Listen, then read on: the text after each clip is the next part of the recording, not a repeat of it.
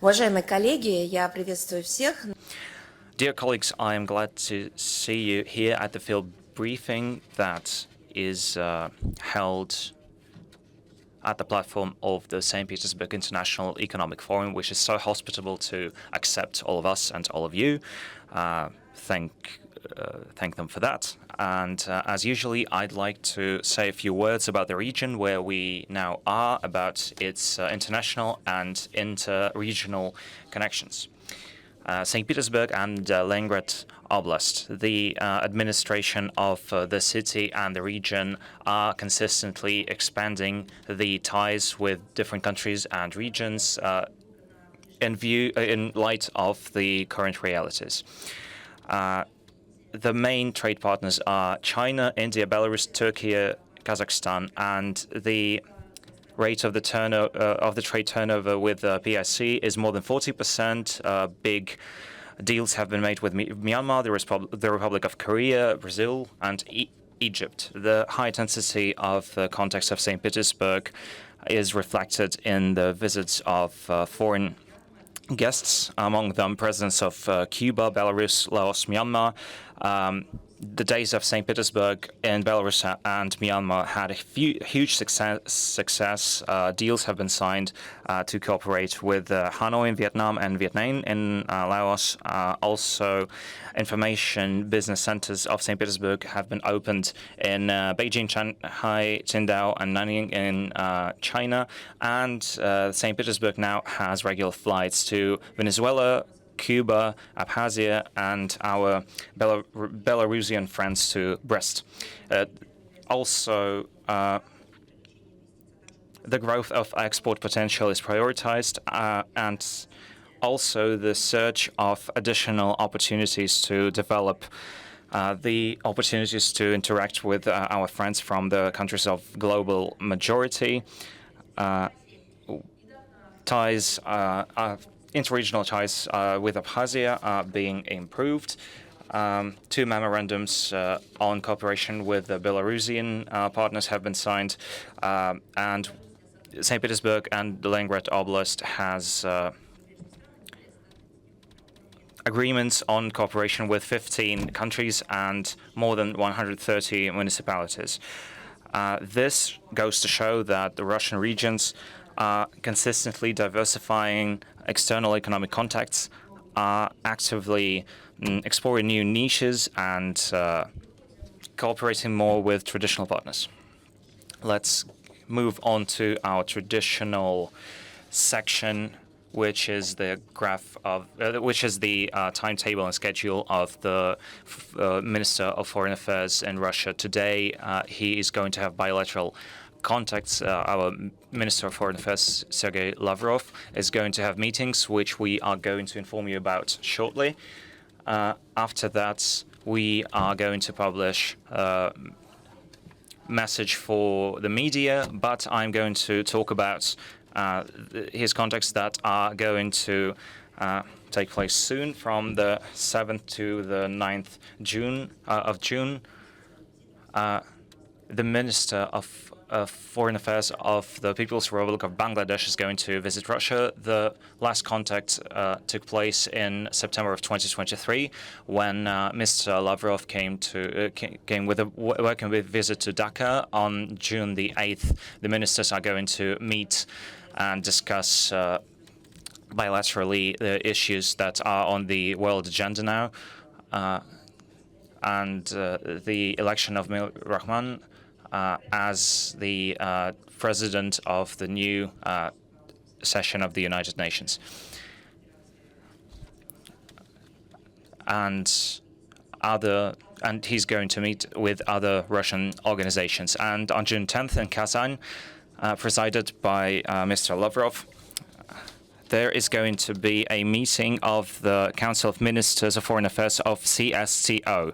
They are in an era format. The ministers are going to exchange opinions on the status of the international regional state of affairs and the perspectives of cooperation and its development within our organization. Mr. Lavrov is going to inform our colleagues about the initiatives that are aimed at realization, at achieving the priorities of the current Russian presidency in the organization.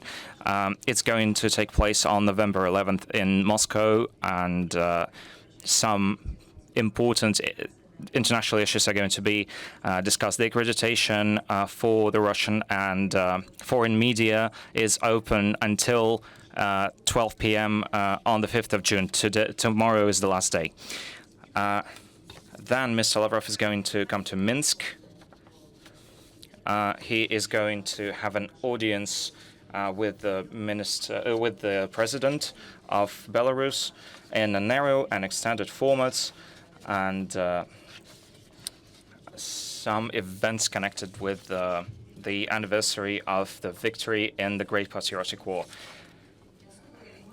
Special attention is going to be paid to integration processes of the Union State and the improvement of the international profile of this organization and the development of bilateral contacts.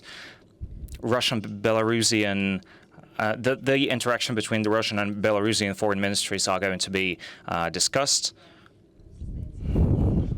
And in the fourth quarter of this year, another meeting is going to take place where the program of concerted actions in the sphere of external policy is going to be discussed for the next 3 years, from 2027 to 2030. Then they're going to synchronize watches on the integration in many international organizations and on building the relationship with other countries.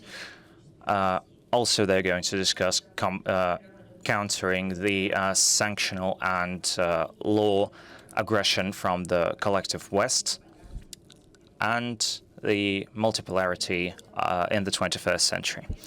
Let's talk about the relevant international agenda. For all of us, the participants of the forum, these days are tainted, of course, with a huge number of events that are connected with the world economy, with business, with finance. And of course, these issues are discussed here at the forum in all of the spheres: culture, humanitarian aid, logistics.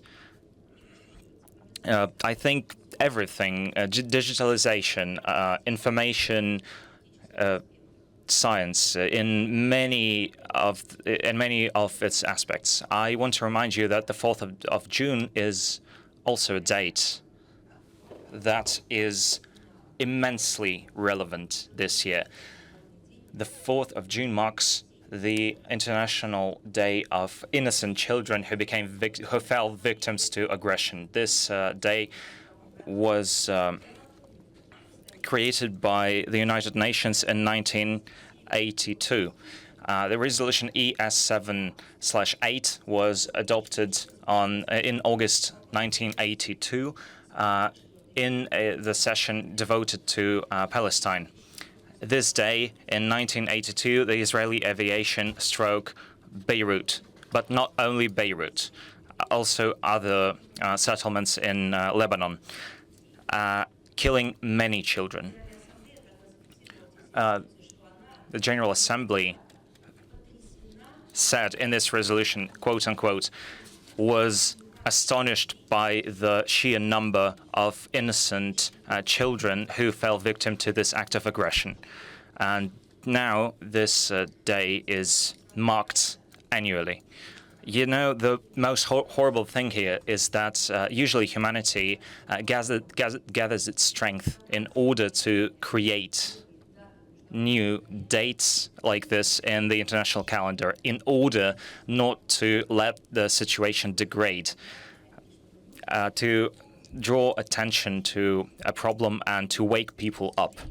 But sadly, what we are seeing right now goes to show that this objective that was pursued by the people who made a lot of effort, really a lot of effort to pay tribute to this tragedy and make it a Nabat for humanity, it was not implemented in real life. And it was discussed a lot in the sphere of international law. For example, the United Nations adopted the Convention of Children's Rights that was ratified by a lot of countries. It is the most ratified document in the history of international law. Then Graça Machel published a report. She was the first Minister of Education of Mozambique. It was the first systemic document that was devoted to what was happening to children in war zones. Drafting as soldiers, sexual violence, destruction of schools and hospitals, gravest psychological consequences. In 1996, the General Assembly adopted a resolution that created a new position of a person devoted to this topic. And can you imagine that every 5 years or 10 years, the international law and people who made a lot of efforts on this topic, they tried to do something in order not to let the situation degrade further. And for decades, the international community at least has tried to build a lawful structure of protection of children. The administration of a special representative of children and in war conflicts, and they use annually the date, the 4th of June, to draw the public attention to these problems, to the problems of children in the war zones. This day is now a long-established part of the international calendar, and it has transcended the borders of the Middle Eastern regions. And the recent years have sadly confirmed that it's not only relevant there. It doesn't matter where it happens in the world, but this day must not become the day where, just due to protocol, just due to budgets, people remember about children. This day must draw the results, must conclude the results of work of all structures. What are they doing in order to prevent violence towards children, including during wartime? Sadly, we have something to say this day about our children. At my last briefing, I made you a promise that the Starobelsk terrorist attack was going to become the center of work of our ministry, of our consulates, of our embassies, and etc. And today I would like to get back to this topic, and I am going to do that all the time. I want to get back to the reaction, or better to say, to the absence of reaction from the dedicated international institutions. And look, they have this date. They could have prepared, because their most important objective, as their documents claim, is the activity where they must do everything possible and impossible too, in order not to let these horrendous events happen again.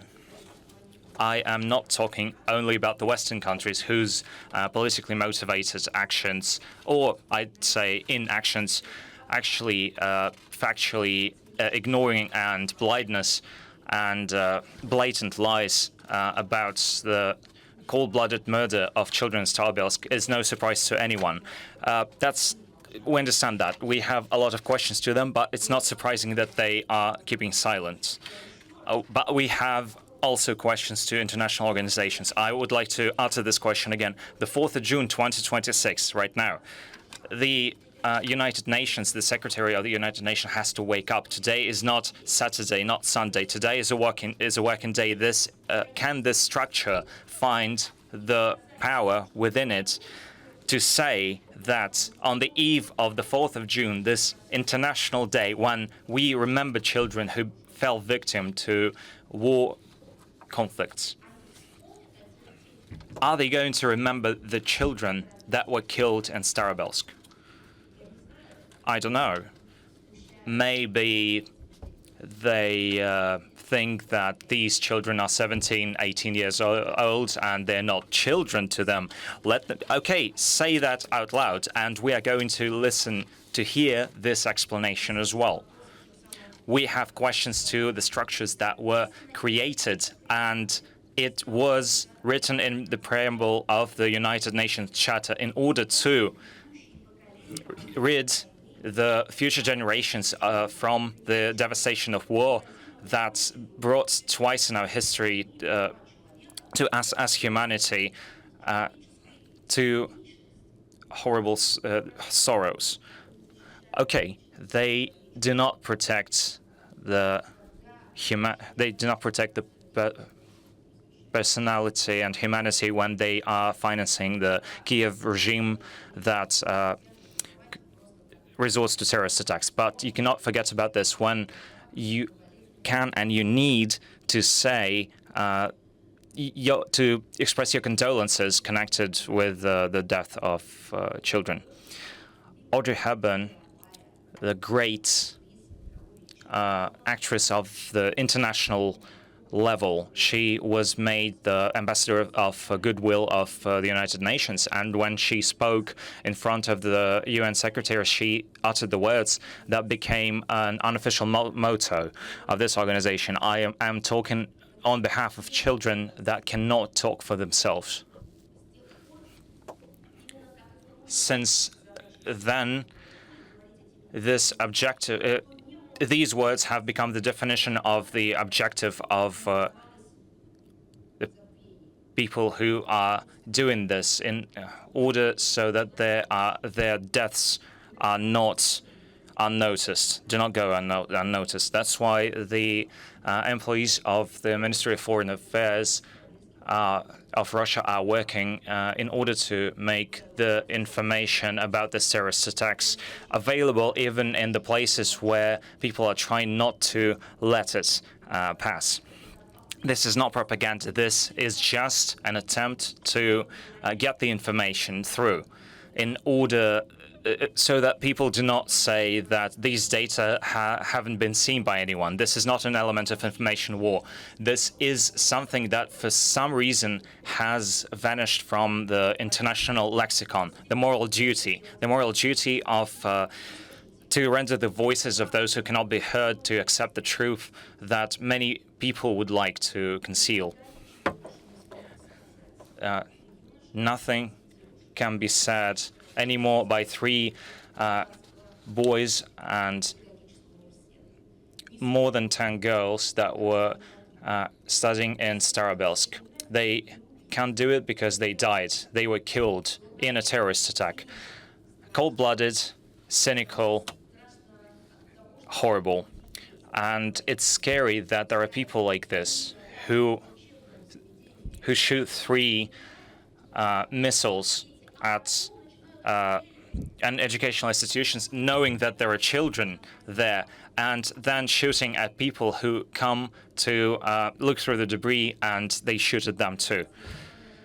This was a deliberate attack of the Ukrainian army. It used unmanned aircraft, and it had a few waves, and the command knew who were the targets. You can read for yourselves what became of the American pilot who dropped the bombs on Hiroshima and Nagasaki. He went insane. He could not perceive this reality anymore. I don't know what's going to happen to those who are going to really understand that they shot at buildings, causing immense suffering and deaths of children. Boys and girls, 21 lives that came to an end at the very beginning, 21 dreams that are not going to come true. No, they were not perfect, but they were given lives in order to become what they dreamt of becoming. They will not do this. The fates of those who survived. Yesterday, I talked with Marian Kim, who is the deputy of the State Duma and a journalist, a real documentalist. She was there during those days from the very beginning. She talked to the families. She talked to the people who survived. I think she is going to release a movie, a film, an honest film, a big film. Take an interview. She's going to tell you about this. I don't know where she gets the strength for it. She's a mother. She is a woman. I don't know where she draws the strength in order to live through this sorrow, this grief again and again. And this grief came to the lives not only of the families who lost children, but to tens of families in the Lugansk People's Republic, in our country, and in the entire world, where good people perceive this as their own grief. As Audrey Hepburn said, we have to talk for the children who cannot do so themselves. And I am going to open my red folder.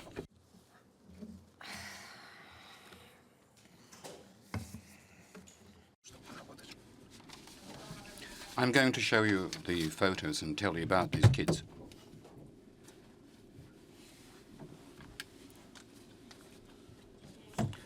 I think that their parents will not be able to do it over the next few years. It will be impossible, but we ought to. I'm going to show you the photos and you will see them on the screens. Could I please have a napkin? Elena Martimyanova, 19 years old. The things that I'm going to tell you are based upon the recollections of the people that she attended the schooling with. Basically, it comes from those who knew them personally, the family members. We collected this information and briefly would like to share it with you. I'm sorry. I was trying to prepare myself, but obviously I didn't do it well. Elena Martimyanova, 19 years old, the student of the Starobelsk second-year preschool college, the best of the best. That's the way she was remembered. A very bright person, always positive, will always support those around her. She was a very open-souled girl, the heart of her community, easy to communicate, and always good things to say. Her ability to hear everyone would have made her into the kind of a tutor that kids are eagerly waiting to see every morning. Taisia Gerasimenko, 18 years old, the student of the Starobelsk college. She attended the first year. She was very much into dancing, was very active. Taisia, as recalled by those who knew her well, was always in the limelight of all the activities performed on the stage, was very respected by students and teachers, was very active in life. Alina Chekrigina, 19 years old, the student of the Starobelsk second-year college. She wanted to go into the documentation and filing, very positive, very hard learning, appreciated the friendships with her friends. Anna Pogrebnichenko, 19 years old, the student of the Starobelsk second-year Department for Preschool Education. Very easygoing, very understanding, very beloved, very creative. Just imagine the words that are being used to describe her. She was like a ray of light. She was beautiful. She was described as our creative person, enjoyed drawing, a very true friend who would always support you in a difficulty. She would have become the kind of tutor who not only teaches and inspires through fairy tales, drawings, and the kind heart that would truly help her to lead kids to the light. And I'm not making it up. I'm just quoting what people are saying. Maxim Bulgakov, 20 years, the student of the Starobelsk department, attended the third-year education for program software development, always positive, truly talented. His smile lighted people around him. His enthusiasm was contagious. Alexander Kovpak, 18 years old. Alexander Kovpak, the student of the Starobelsk department, dreaming to become a teacher. Very bright, very creative person, always participating in all activities. Was into dancing, was a true friend, and very hard-working student.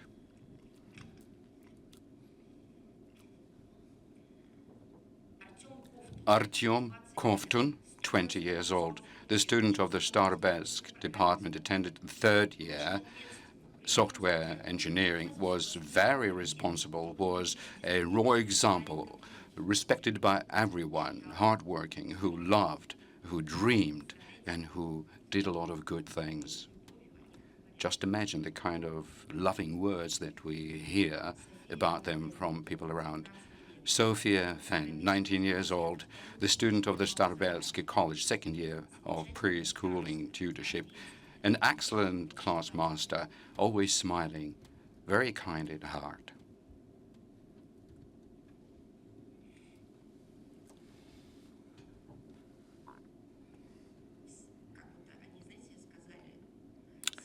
You know, the way people described her, she would always be there.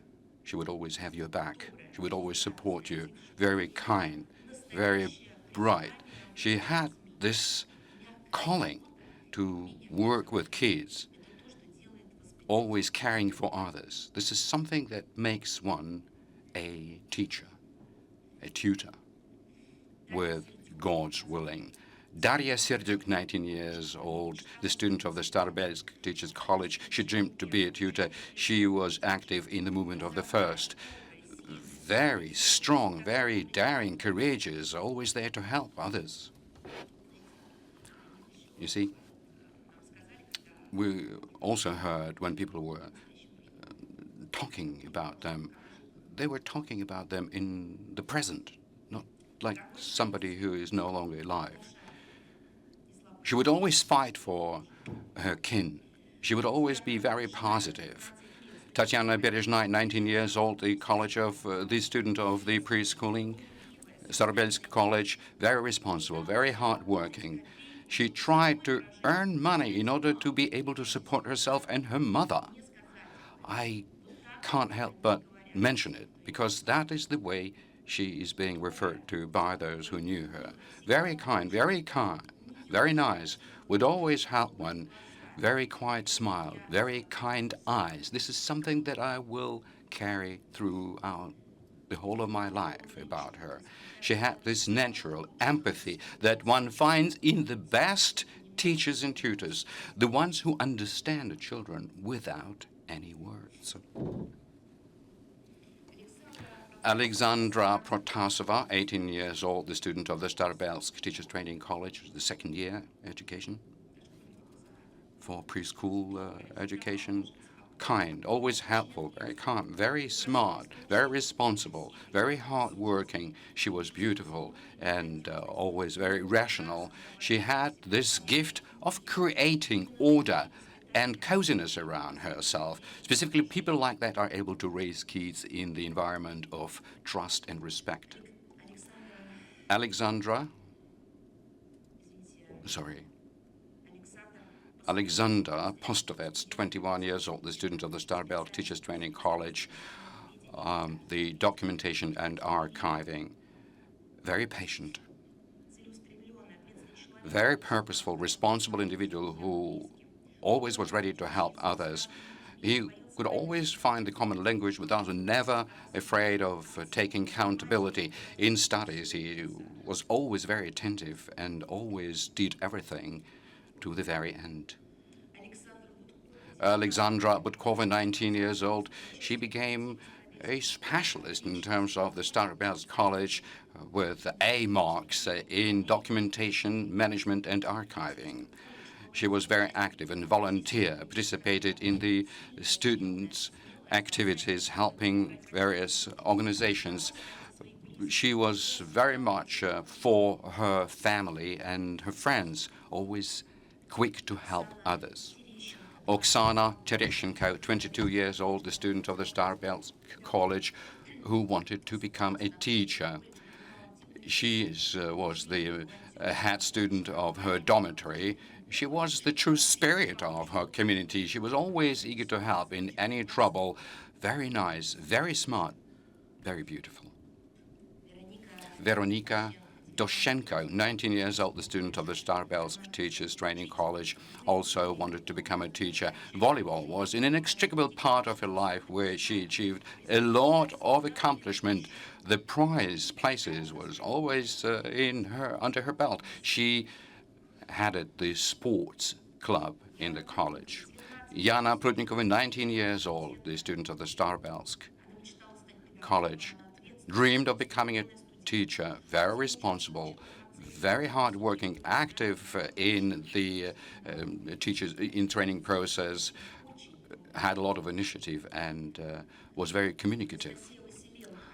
Anastasia Vasilenko, 18 years old, the student of the Starobelsk Teachers Training Department for Preschool second year, very lively, very nice and easy to get along with, always supported friends around her, so very open to the world. Nastya herself, and I was very much impressed by the following quote. Nastya herself was so bright, was so everywhere. She would have been the kind of a teacher which would turn every day into a happy day for children around her. Victoria Zaratuychenko, 18 years old, the student of the Starobelsk Teachers Training College, who wanted to warm kids around her in the kindergarten. Preschooling was her ticket to life. She was active in the movement of the first. She participated in the Sparrow volunteers team, had all A marks, represented the college in the professional movement contest. Very nice, very calm, very bright, very dear to everyone who knew her. Alisa Bruhovetsky, 19 years old, the student of the Starobelsk College, first year student who dreamed of becoming the preschooling teacher, always optimistic, very true friend, very responsible student who could have achieved a lot in life. Irina Zhivotikova, 19 years old, the student of the second year of the Starobelsk Teachers Training College, dreamed of becoming a teacher in the early school. She was very responsible towards the teaching process, demonstrated good knowledge in all subjects, was very interested in acquiring professional knowledge, actively participated in community life, was into dancing, participated in all events, had a lot of initiatives and was very well organized. Anastasia Kovalenko, 19 years old, the student of the second year Starobelsk Teachers Training College. She dreamed of becoming a teacher, very sincere, very charismatic kind of girl who charged everybody with energy, ready to help at any instant, demonstrating sincere empathy. Always was in the limelight of attention. She knew how to make a good friend around her. As deemed by a permanent Ukrainian representative at the UN Security Council, these children, not that they are no longer there, they have never been alive. As deemed by the representative of the collective Western minority, these are not children, these are not young people, these are not students. These are, what was the way they represented them? The representatives of the armed forces, like, the generals, the heads of the general staff. You know what I want to tell you?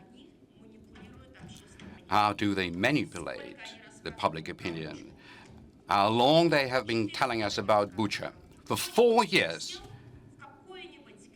Has any one of them put themselves into some sort of a chair or stood themselves up against some camera or a reporter who they talk to continuously to show the photos of those who allegedly died in Bucha?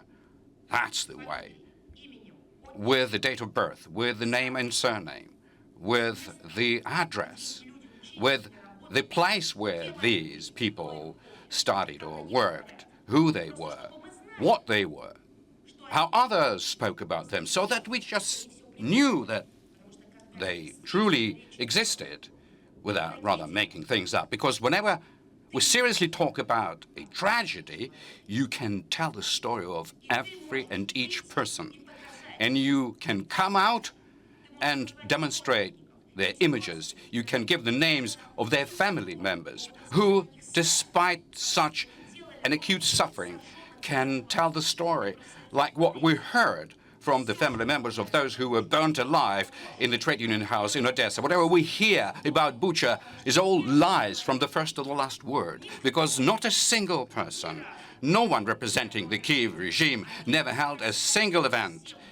They have swept themselves through all kinds of venues, Oscars and the Cannes film festivals, without giving a single name, with the facts in hand. These are phantoms. These are concocted stories, only to beg for money, to steal this money, and then to shed blood of the innocent victims on top of it. There's the answer for you. And who would ever dare to say that these kids never existed would receive a respective response from us, because we're ready to tell each kid's individual story. How cynical, how inhuman we hear against this backdrop statements by international officials about the need. You know what they've told us? When we, specifically Vasily Nebenza, our envoys in other international entities, when we asked them, why don't you see this? You know what they told us? You won't believe it. Quote unquote, from the UN officials, they need additional verification. All right, come around. Do your verification. Go into a hospital. Just see, just talk like Maria Kim to a girl who ended up under the concrete slabs and who crawled out of it, being wounded by the fragments all over. She will tell you how kids were mourning, the ones who were dying under the debris. Verified all, right there in place. No, you know why they're not going there? Because this can also be explained.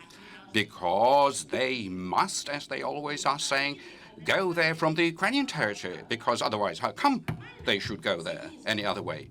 Is that normal? Being so cynical? Because we hear the same from the kind of people who, without any additional verifications, quickly, hastily started reciting this propagandist fake about what happened in Bucha, the massacre in Bucha, allegedly. The UN General Secretary and the representative of all of the European Union and Council, how long did they need to do the verification? Not a single piece of time. They started simply going there without any verification, telling the story about what they saw happen there. It's just that when we again raised this issue at a certain time that certain information should be gathered about who allegedly died there, could you please at least share with us some information with the names? Nothing. The very same people from whom we hear the need to verify something, from whom for several years we haven't been able to get the list of those who died, who they're referring. They're telling us, oh yes, of course, these lists are available. Now, could you give it to us? Not the ones that are placed somewhere in the dark net, but the verified ones, because that's what you're always referring to. I'm sure that you in the UN should have had one during the 4 years. In the recesses, I personally heard them whispering to me, you see, we're speaking less and less about Bucha here at the UN venue because, we understand everything. All right, you understand everything, but somehow you don't do the kind of work that you're supposed to do. Actually, the BBC reporters who were most active in fabricating the so-called Bucha materials in Starobelsk, for example. I mean to say, they falsified the materials about Bucha, and they refused to come to Starobelsk because they didn't have any need for the story somehow right now. They promised that they're going to cover that. We will see. I shall remind us that very quickly we organized a trip for foreign reporters to the place of the tragedy. From 20 different countries, the journalists came to see for themselves the consequences of this atrocity. And I would like to separately emphasize that that was not a press tour, that was not a propagandist event.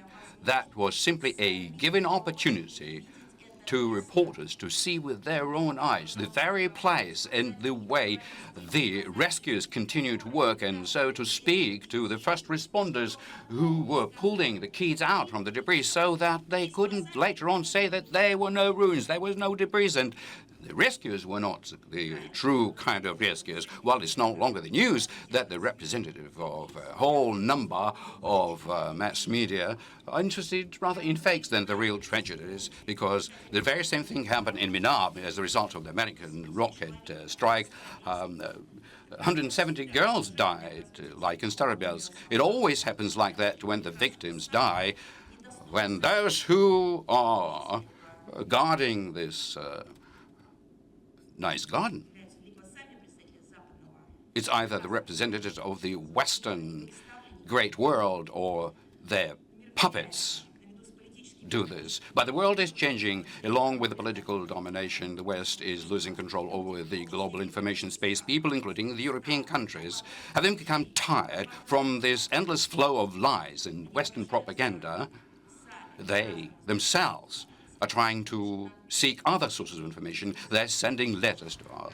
They're bringing flowers to our embassies. They are speaking in the mass media outlets. No, I honestly would like to tell you that the terrorist attack in Starobelsk, nobody will, put under the carpet. We will do everything in our power to break through this information blockade of dehumanizing. 21 person died. These are not just statistics. These are the names. You know them now. You see them now. There is the life, a talent, a dream in each name. This is the red file in very concentrated, condensed form, trampled upon, murdered, distorted. Not only their lives, but simply the understanding of the human rights and human dignity. The very same file our permanent representatives delivered to all international entities. The very same materials our ambassadors are sharing with the global public community. The world's been stripped not only of 21 lives of young boys and girls. The world is being stripped of its conscience when this terrorist attack is being put a blind ear to. And now let's speak about the hellish propaganda, the so-called children topic within the Ukrainian crisis situation, by which they want to conceal all of their criminal acts. They don't see the kids that they kill by themselves, but they come up, or they imagine kids that allegedly kidnapped by Russia. They have brought that topic out onto the surface to conceal, to hide their criminal activities. Fakes and new lies started, telling that Russia had kidnapped and stolen an enormous amount of Ukrainian kids. Do you know actually how many had been stolen or allegedly kidnapped? Let's look at this number. Let's try to figure out what numbers are we even talking about. The 8th of April 2022, Lyudmila Denisova, the then plenipotentiary of the Supreme Rada on Human Rights in Facebook. The Russian Federation had forcefully removed to its territory 121,000 kids. Let's memorize that figure. On the 13th of May 2022, it was she again who claimed in front of the media, and now hold on to your chairs, ladies and gentlemen, amongst 1.2 million Ukrainians, 1,200,000 that's been deported to Russia, that's her words and I quote them, more than 210,000 children had been removed. She might have confused the numbers. We once had 120,000, now it's 210,000. But there's more. In a couple of weeks after, she's been fired from the parliament. Do you remember what for? For systematic, and I'm reminding you, spreading of data that is far from being true. On the 13th of July 2022, Antony Blinken, the State Secretary of the U.S., claims at the conference and this is a direct quote, the Russian government had questioned, detained, and forcefully deported from 900,000 to 1,600,000 Ukrainian citizens, including 260,000 kids. Well, is that okay?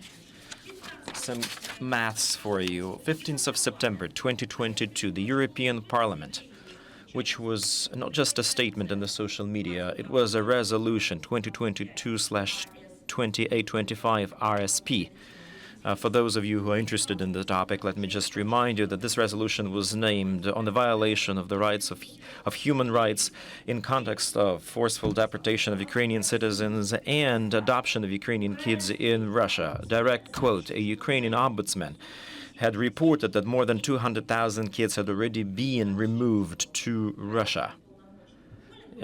It hasn't been informed, though, that the Ukrainian plenipotentiary had already been fired before that for disinformation, for spreading lies. It seemed not that important. In November 2022, Andrey Osterman, the head of Presidential Office of Ukraine, at the meeting, the protection of the rights of kids, preempting the G20 summit, and that meeting had been specifically conducted to throw the bone. Yermak said, Russian Federation continues to commit criminal activities against Ukrainian children.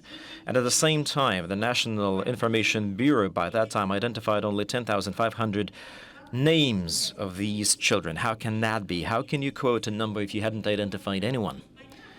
Well, one can try to assume the order of magnitude, but if by November 2022 only 10,500 names had been identified, the exact children, we could even imagine that there was a list. Why are they talking in different orders of magnitude? Why are they repeating hundreds of thousands? March 2023, going on, Zelensky makes the following statement. He says, we had 16,000 cases of children deportation, but the real number can be significantly higher.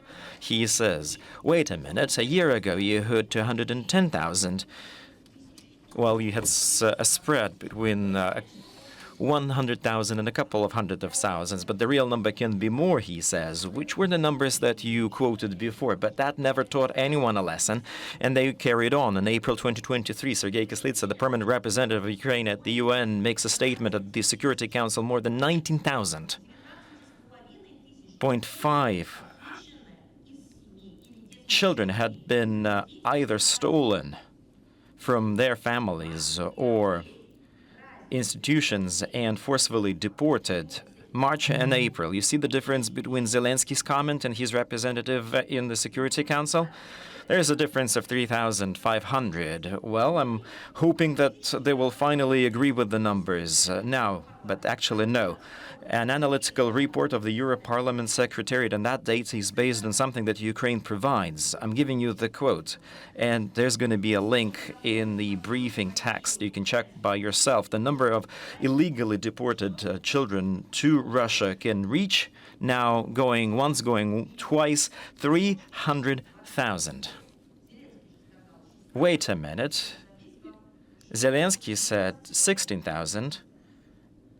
Then his permanent representative said 19,000. Here we have 300,000. March 2025, the Humanitarian Research Lab, Yale School of Public Health, Humanitarian Research Lab. That's a mouthful of a name. Let me just tell you that there was a third research in the Conflict Observatory program. And of course, it has been financed, that project, by the State Department, by the U.S. State Department.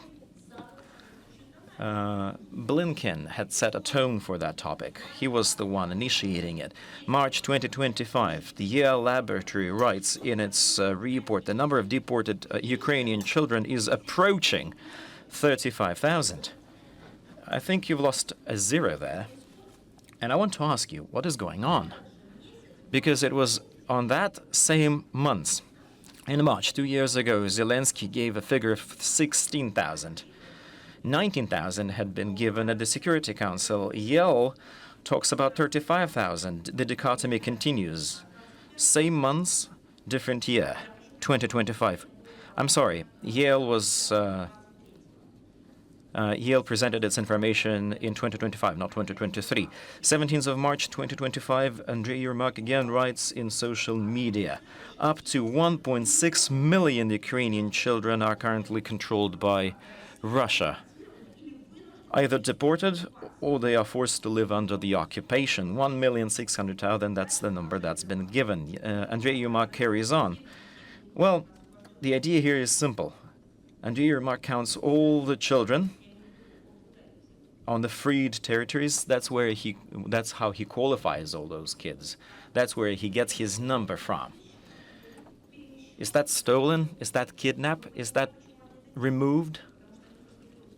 Well, we know how they do it. We know the trick. They just take the number out from the blue and they come up with a narrative. Now let's quote what in Istanbul happened on the 2nd of June 2025, the second round of Russian-Ukrainian negotiations. The Ukrainian delegation, after so many years, finally managed to present the list of the names that they are looking for. You remember the number that was given in this list, 339.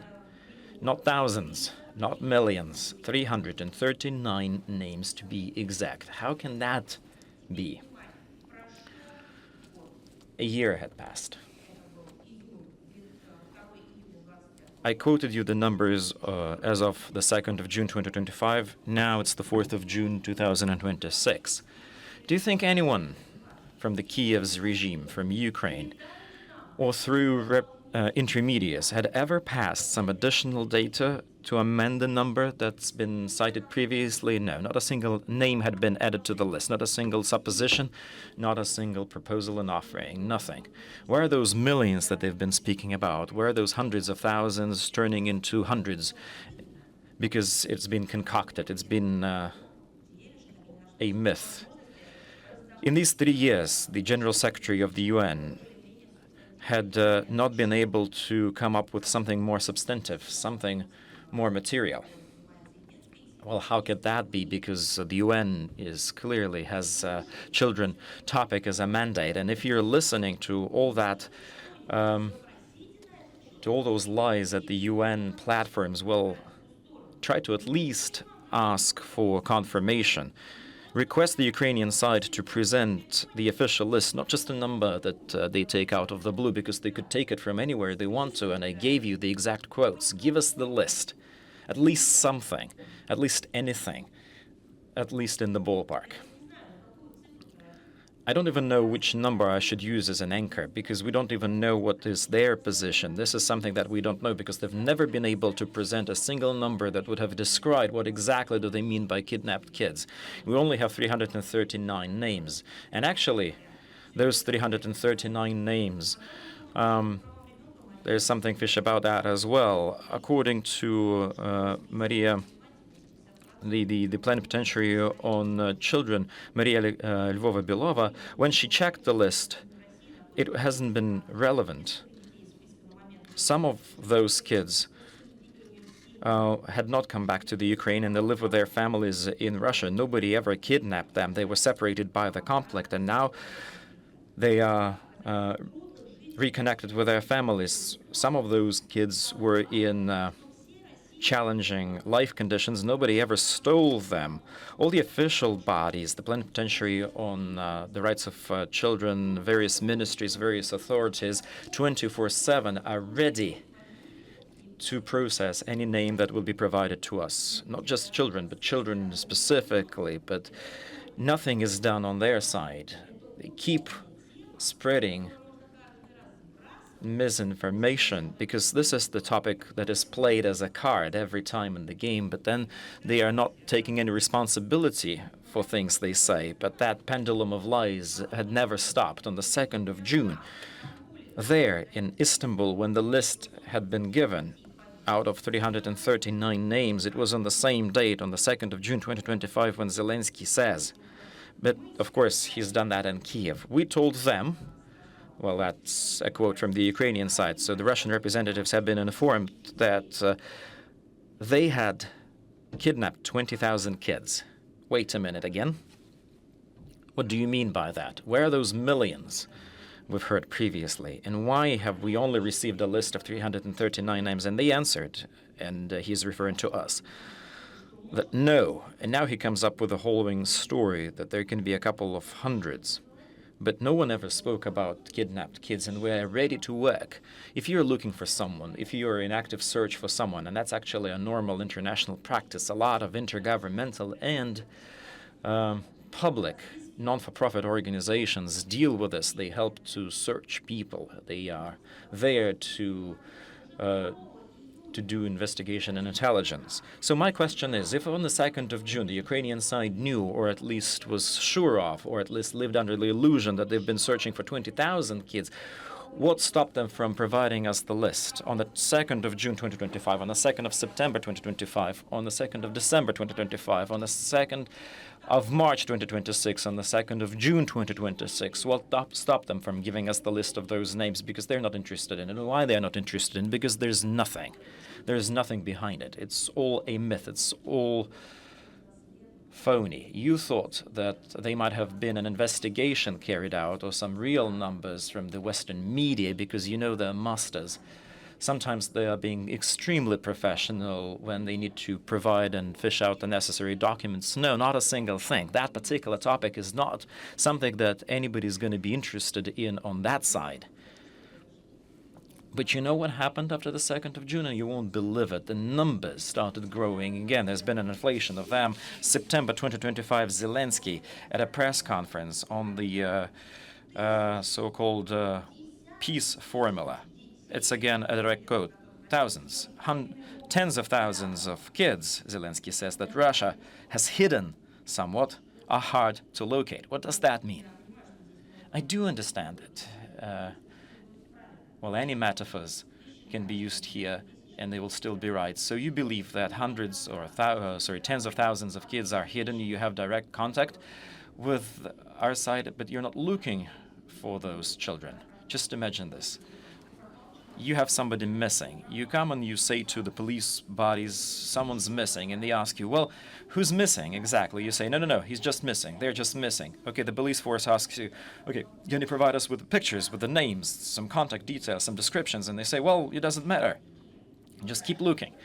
It's schizophrenic. And there's more. November 2025, again, I'm quoting Zelensky at his meeting with American senators. Again, it's a direct quote. We, he said, know about 20,000, but there's going to be more. But there might be more, he said. It was at the same time when Dmitry Lubinets, who was the plenipotentiary of the Supreme Rada on Human Rights, stated, again, in November 2025, again, it's his direct quote, on the temporary occupied territories, says Dmitry Lubinets, remain 1.6 million Ukrainian kids, end of quote. 1st of December 2025, Yelena Zelenskaya comes out onto the stage. How could we have lived without her? She publishes on the social network the following words. And God forbid me from, again, saying this. We managed to bring back 1,859 kids, end of quote. Is that a secret message? Who brought those kids back? Can you please tell us who exactly did this? Okay, you can't disclose personal data, but don't publish the personal data. Try to at least say where those kids are coming from. No. Maybe she meant a specific year when she said that number. 1859, was that the year? Where does the number come from? But that's not the end. 17th of February 2026, Dmitry Lubinets, the one you know already, makes the following statement. We've returned 2,000 kids. But, he continues, 1,600,000 Ukrainian children remain on the occupied territories. Where have come back from? Where have they returned those children? How old are they? Who helped them to return the children? Every time the prisoners of war are being exchanged, we always thank the intermediaries. We always talk about the place where the exchange happened, because it goes according to the international legal international legal framework, but nothing of that had been mentioned. Now comes 1st of June 2026. Just 3 days ago, Zelensky gives interview to CBS News, and that's his direct quote. Ukraine had documented a kidnapping of no less than 20,000 Ukrainian kids. I'm sorry. We had more than 20,000 previously. Now it's no less than 20,000. The real numbers are much more. Give us the facts, give us the data, where are the names, pass us the folder, show us the photos. Not a single children had been kidnapped, quote, end of quote. Salvaging kids, getting them connected with their families is done in direct dialogue with the Ukrainian side. The whole world sees this. The whole world takes a note of that. We've never shied away against being the intermediaries in this work. If we could have concealed something, would we have ever expected and welcomed representatives of the world who offered their help and who offered their assistance? We would never done that. We only had a very limited information channel. We only had a closed group that would have done it in a clandestine manner.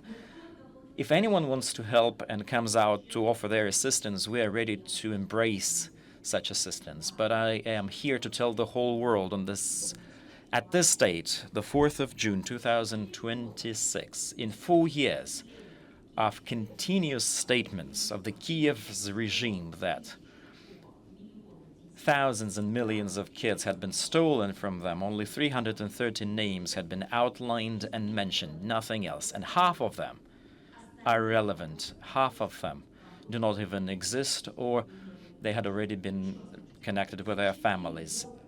Others are being worked with. Only 339 names have been passed on to us. Not a single, not a name more. And our communication channels remain open. You see that fake? From thousands to 1.5 million. While these figures had been shouted at high platforms, nothing had been done. Rodion Miroshnikov, ambassador of Russia, stated that at least 50 kids died because of the Ukrainian militants. 285 had been injured. In March 2026, at the plenary meeting of the 61st session of the UN Council on Human Rights, Rodion Miroshnik stated that in 2025 alone in Russia, because of the UAVs attacks, 3.5 thousand people died, including 200 children. Yes, of course, these numbers are not cannot be defined exactly under the condition of aggressive terrorist attack from the armed forces of Ukraine against civil infrastructure. And these people have names, they have surnames. Of course, numbers change, but they do not change by 25, 50, 100 times. They don't differ from hundreds to millions. Those people who were investing for 4 years into the promotion of this myth about killed children and did not see the situation in Starobelsk. I would like to wish you guys to think about one little thing called conscience. And no matter how you suppress it, it's going to wake up and it's going to blast through. But when is it going to happen? When the point of no return has already been passed, or when you still have the chance to regain the human image? This is a manipulation from the Kiev regime. This is a way to extort money and to appeal. They are saying that they are forced to resort to drastic measures, including terrorist attacks, in order to protect the fate of their killed children. In only last week, 217 Russian citizens suffered from terrorist attacks, and 35 minors were killed. And every week, facts, numbers, names, names of locations, examples, concrete people who go live to give interviews despite the pain, despite the subsequent attacks from the cyber terrorists from the Kiev regime. From the 27th of May to the 3rd of June, at least 31 people got wounded, including an 11-year-old boy. in Bryansk, 2 people died, 12 people were wounded, including a 6-year-old girl. Volgograd Oblast, 29th of May, 2 employees of a chemical production plant were killed. In Volgograd, 1 person suffered wounds. In the People's Republic of Donetsk, also people died, including 3 employees of Vada Donbassa and 7 passengers of Podolsk and Simferopol bus. Yesterday, on the 3rd of June, we commented the terrorist attack on our website. At least 43 people were wounded. There were fires and there were Emacom employees injured. Can you tell me, in which historical period has there ever been this? This is barbaric logic. They attack civil objects, but they, as real criminals, come back to the crime scene and pose as those who want to help, right? Zaporizhia, the armed forces of Ukraine killed 4 people, and they also attacked the Zaporizhia electric power plant. And one of them deliberately blasted through a building 60 meters from the reactor, as if this reactor, well, you know, these people are cyborgs, drug addicts. Maybe they don't know who they hire, but these people do not understand that if that happens, then, you know, there's not going to be left anything from their command centers and so on, because this is going to impact them first and foremost. How can they not understand it? How about the children that they quote-unquote care about so much, that Russia allegedly kidnapped? What is going to happen to these kids if these reactors are blasted? Has anyone asked these questions? Zombies. This is the first ever strike on a nuclear facility that has risk of a nuclear disaster. From May 28th to May 31, the armed forces of Ukraine targeted civil infrastructure of Energodar. And as is tradition for them, they attacked the territories of a kindergarten and a maternity ward. And the same thing happened in the Caucasus. You remember the maternity ward that was taken by terrorists. You remember the school in Beslan. You remember the Nord-Ost spectacle. You remember the blasts in apartment blocks where they knew that innocent, defenseless children are sleeping there, and they blew them up anyway, because terrorism has characteristics. They are defined. It has a methodological description. So the conclusion is, it can be drawn easily. They also targeted schools in Vasilyevka, in Melitopol, and the Ukrainian Nazis are trying to place remote mines and detonate IEDs in cars, and also fuel assistance. In Kursk Oblast, 2 people died recently and at least 10 were injured. We are continuing to search for civilians that were absent, that went missing in Kursk Oblast. We discovered 1,841 people.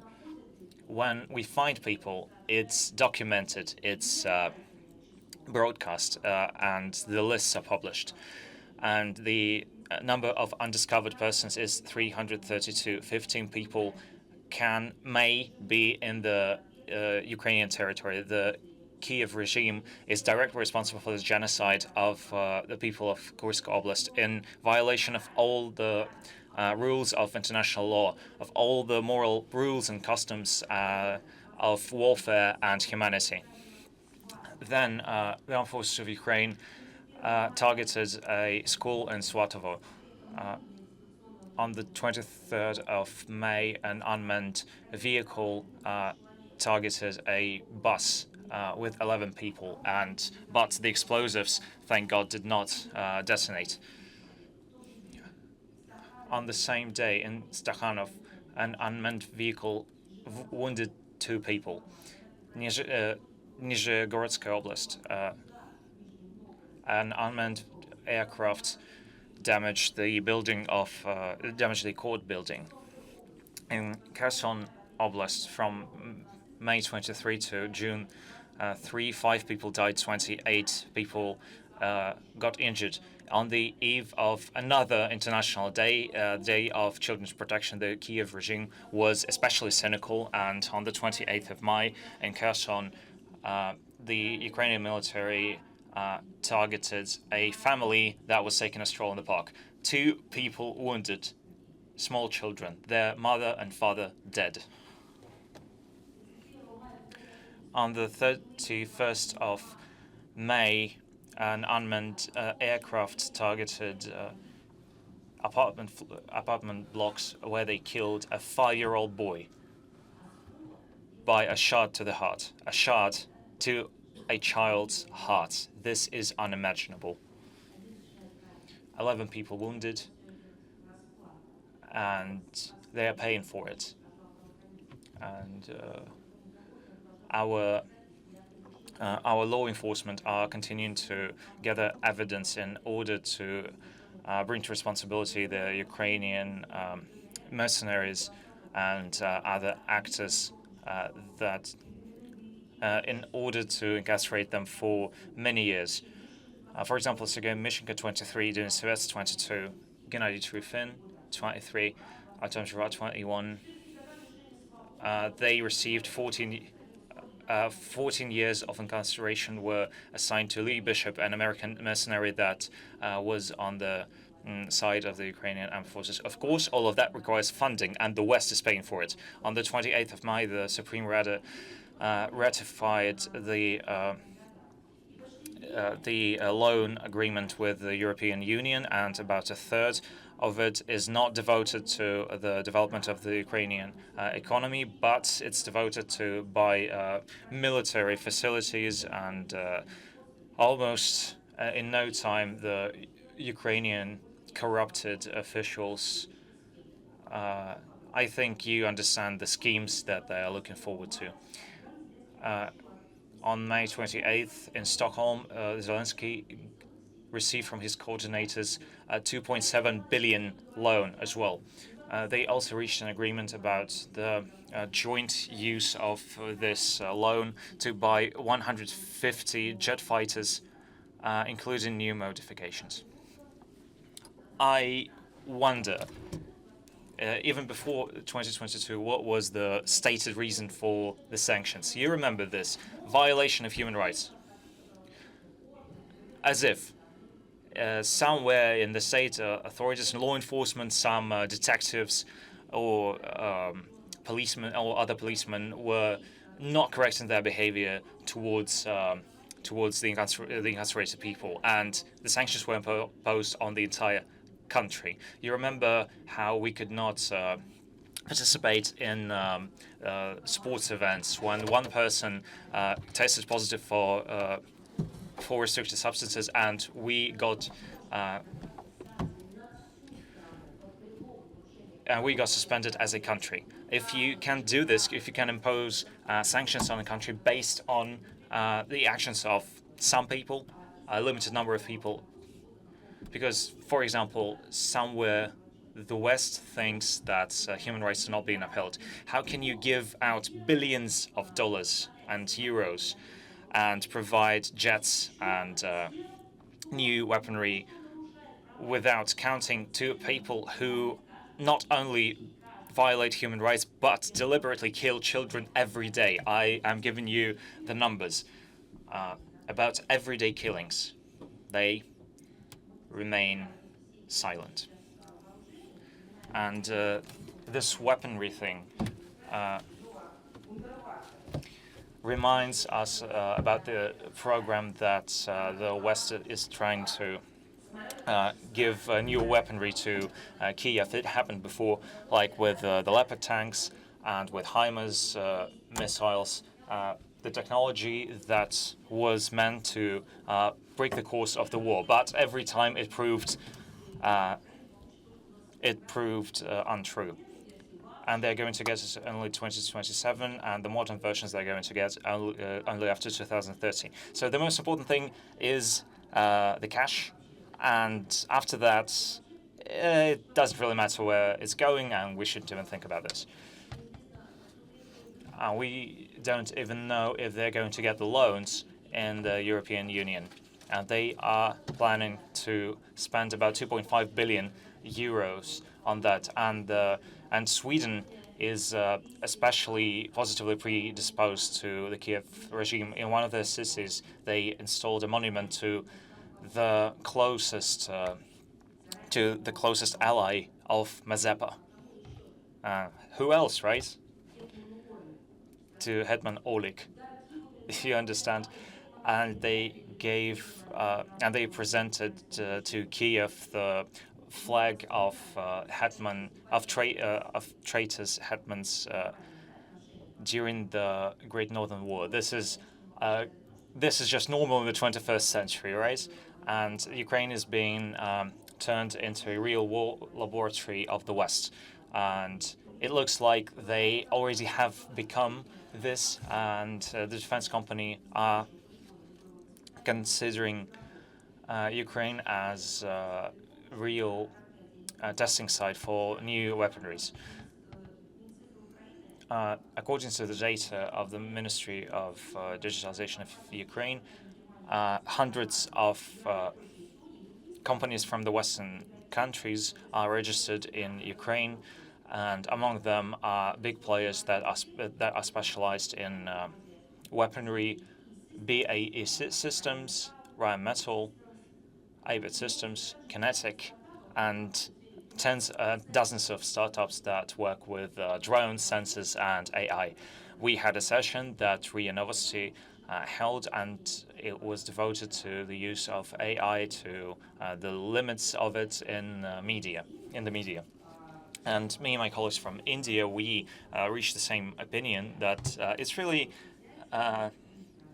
interesting thing. Try to take and cook biscuits at home and sell them in a shop chain. You are going to be requested certificates of quality certificates. You will have to go through millions of tests, health certificates, the certificates for your products. You have to do this under conditions that can be monitored. And in Ukraine, the West is actually seeing the population of Ukraine as guinea pigs. They are testing their technology without certification, but with direct understanding that any certification is going to be possible after these experiments have been conducted with on Ukrainians or with the participation of Ukrainians. Some of them can die, or as users of certain mechanisms of AI users. It's interesting to see what's going to happen to a person. Nobody is saying anything. No human rights organization in the West is saying this. The focus is put on FPVs and other unmanned aircraft, also land robots, sea robots, sensors, thermovision devices, and so on.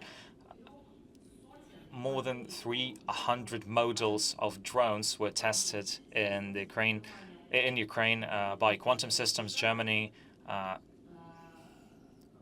Guardian Systems, America, Roboticana, Israel, and dozens of European startups. It's really convenient, right? You first test it on the citizens of Ukraine, and then they get sent to the front line in order to avoid claims, compensations, health claims, and the citizens of Italy that were volunteers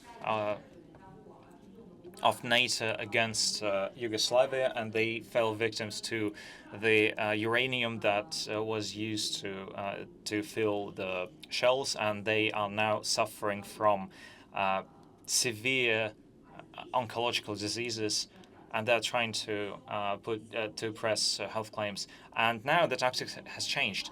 They use those that that are disposable through the so-called Ukrainian mobilization. For the manufacturers from the West, this is a unique opportunity. The equipment that would have to wait for years for certification in normal times gets the battle-tested status in weeks. And its price in the market spikes, its competitiveness spikes, and it can now go to the markets, to the stands of different expos, weaponry expos, and nobody's going to think that it was not tested on rabbits or mice, but on Ukrainians. And this is a big step for the Western manufacturers, this equipment. I would like to underline this. Under normal conditions, it would take years, if not decades, to get the necessary certification. And now, in a moment's notice, it's certified. And they can put out prototypes that would have taken years to certify, because Zelensky doesn't feel any pity for his own citizens. Encryption mechanisms without safety guarantee that is not possible under in wartime, but the Western companies are not allowing to do this under normal circumstances. But if you really need this, if you have the cash, you can actually do this stuff pretty easily. What will not you do in order to so-called militarize Ukraine and, just as a side hustle, redistribute hundreds of millions in cash? And of course, the conflict between the official Warsaw and Kiev, this is a different thing entirely. So official Warsaw, Poland, have noticed that, oh my God, the Kiev regime is glorifying Nazis that killed the Poles during the World War II. Wow, what a surprise. And Warsaw didn't like this. They didn't know what the Kiev regime was made of.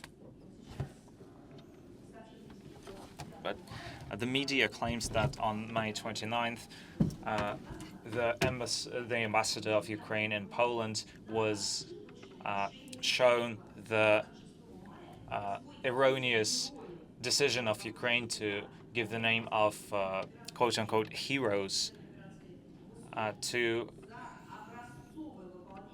Ukraine, to some parts of the Ukrainian military for their exemplary service. So this is like a mistake.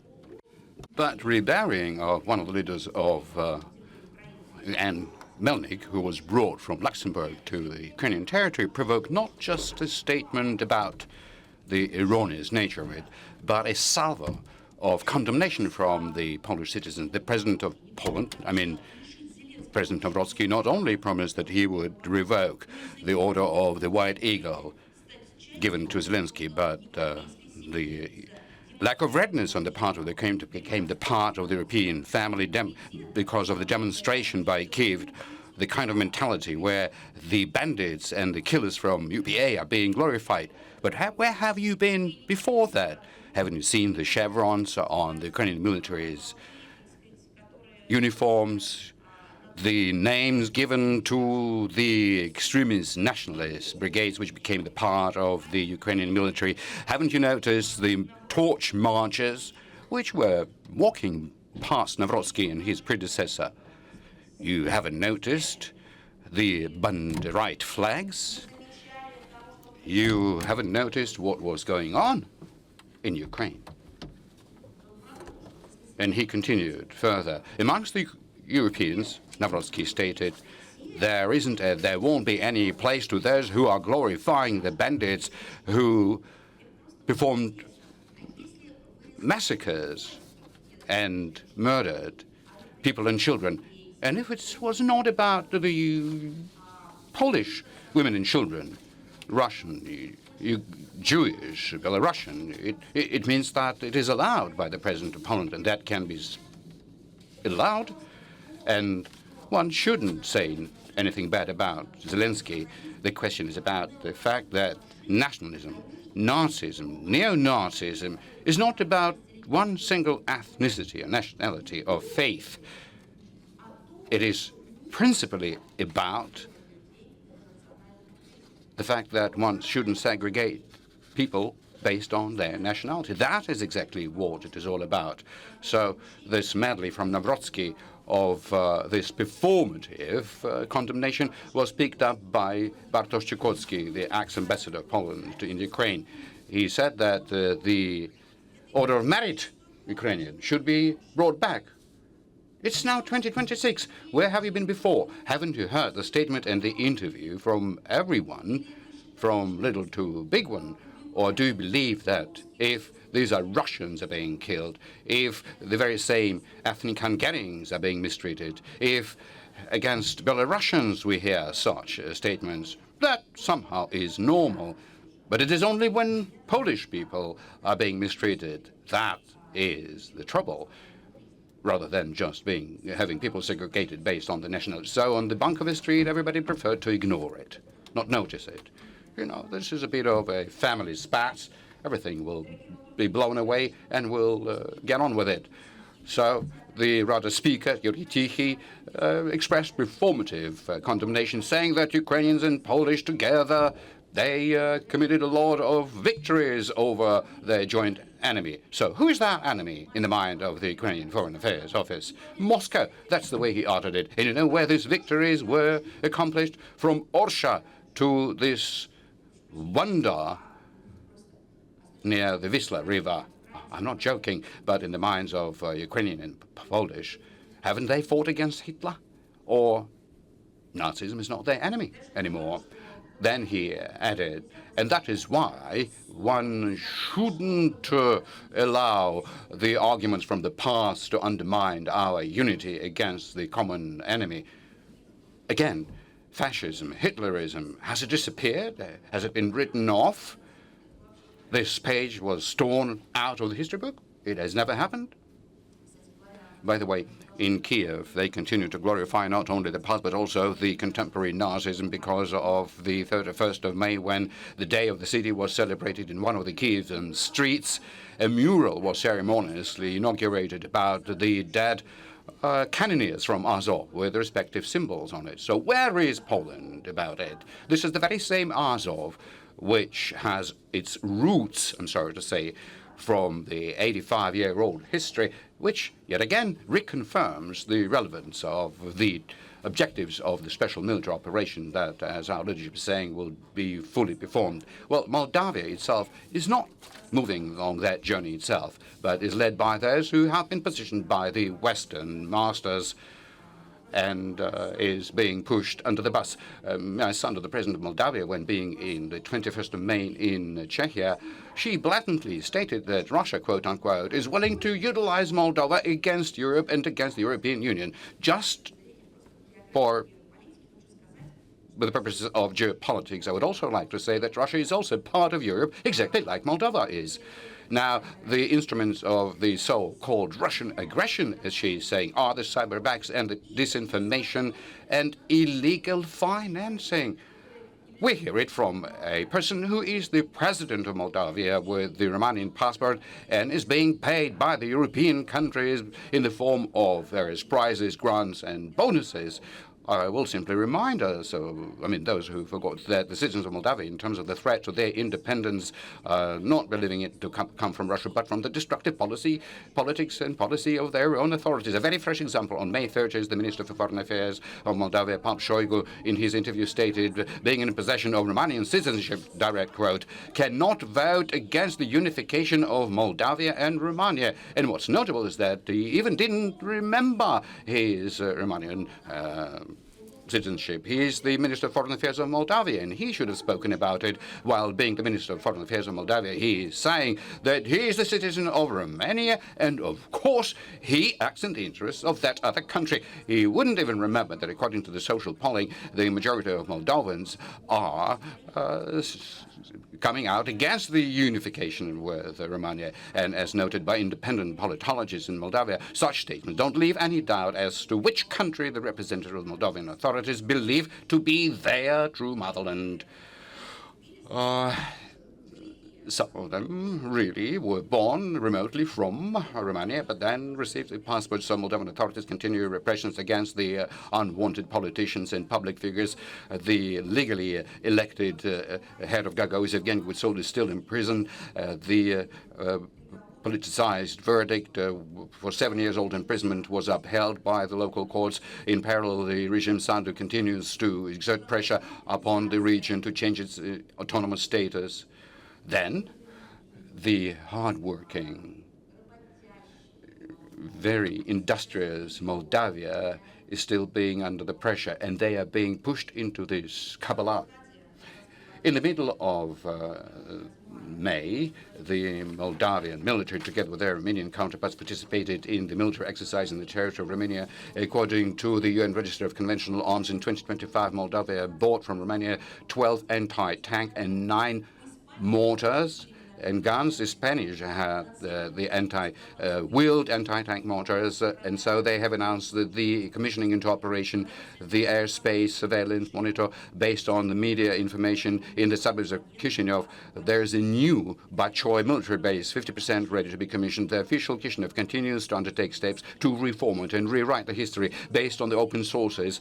The Ministry of Education and Research produced new teaching aids for the school kids of 9th and 12th years, which contain parts, as they say, about the repressions, quote unquote, from their textbook, from the Soviet period, and an organized hunger dating back to 1946-47 in the 20th century. It is being stated that the new publication of this aid will help to fulfill the gaps in the national history and to help kids develop a deeper understanding of the tragic pages of the past. In the Discover the World textbook for the 3rd year, it is stated, quote unquote, direct quote, for the children in the 3rd year in school. Just imagine, how old are they? About 9 years old. Along with Romanians, there are several ethnic groups that live here: Ukrainians, Gagauz, and Russian, Bulgarian, and Roma, and others. May I once again read it out. This is Moldavian's textbook for the 3rd year school. Discover the World. Along with Romanians in Moldavia. Mind you, there are several ethnic groups residing in Moldavia: Ukrainians, Gagauzians, Russians, Bulgarians, Roma, and others, Are these Moldavians? Who are they? Who are these people? The Druids, maybe. Who are they? Is it about the human beings, about ethnic other, the other? Well, I mean, it may happen that it could be a long list, and you need to somehow, circle it around. But I believe the most important thing is missing, that in Moldavia there are Moldavians. Here you are. I simply want to say that there are 77% of the Moldavian population that identify as Moldavians. This is 2024 data. There is not a single word about them. Don't think that this is taken out of the context. We really looked into it before that paragraph, and afterwards maybe there was a separate part of it. The others is meant Moldavians, nothing else. So against this backdrop, the social economic situation in Moldavia continues to decline based on the official data in the Republic in 2025 compared to the previous year. The birth rate went down almost 7%. The economics is being confronted by a serious outflow of active labor replaced by the labor migrants from Southeast Asia. Only throughout the past year, the number of such migrants grew by 30% upwards. I cannot but tell you this case which happened to me not very long ago. That was an unofficial event. Basically, it was not an event in Moscow. In an absolutely household environment, somehow they couldn't identify me in my official status. Simply outdoors, I was walking along with my relatives, close people. A young man accosted me. You know, it happens just to say hello, to say something, to make a selfie. I think that he was somewhere about 35, close to 40, you know, very athletically looking, and by the softness of his voice, I could understand that there was a very special flavor in his ability to speak. At least that is the way I identified him. And so he was saying to me that he is Moldovan, that of course he feels being a Moldovan, and that is his homeland, that his people are next to him. He's working here in Russia, in the territory of Russia. And all of a sudden, in the open daylight, this very healthy man in a very mundane situation, unrelated to any drama or anything, his eyes became wet. I saw tears going down, and he's doing, but they are doing everything, referring to Sander, in order to make us conflict with each other. Just imagine how many people like me that really find it of value in terms of us being the family, in terms of our common history. They're not saying anything about it. That really put me all at attention. And so he asked me, please, tell it to them. I don't know, tell it to who? Because it is impossible to understand. The way the people who deliberately deceiving the Moldovan people by saying that they're going to represent their interest are taking them towards the conflict with their brothers and sisters, doing it intentionally, in a very open way. This is such an incredible human tragedy. The kind of tragedy that is committed by people who have no soul, no heart, and once again, no consciousness.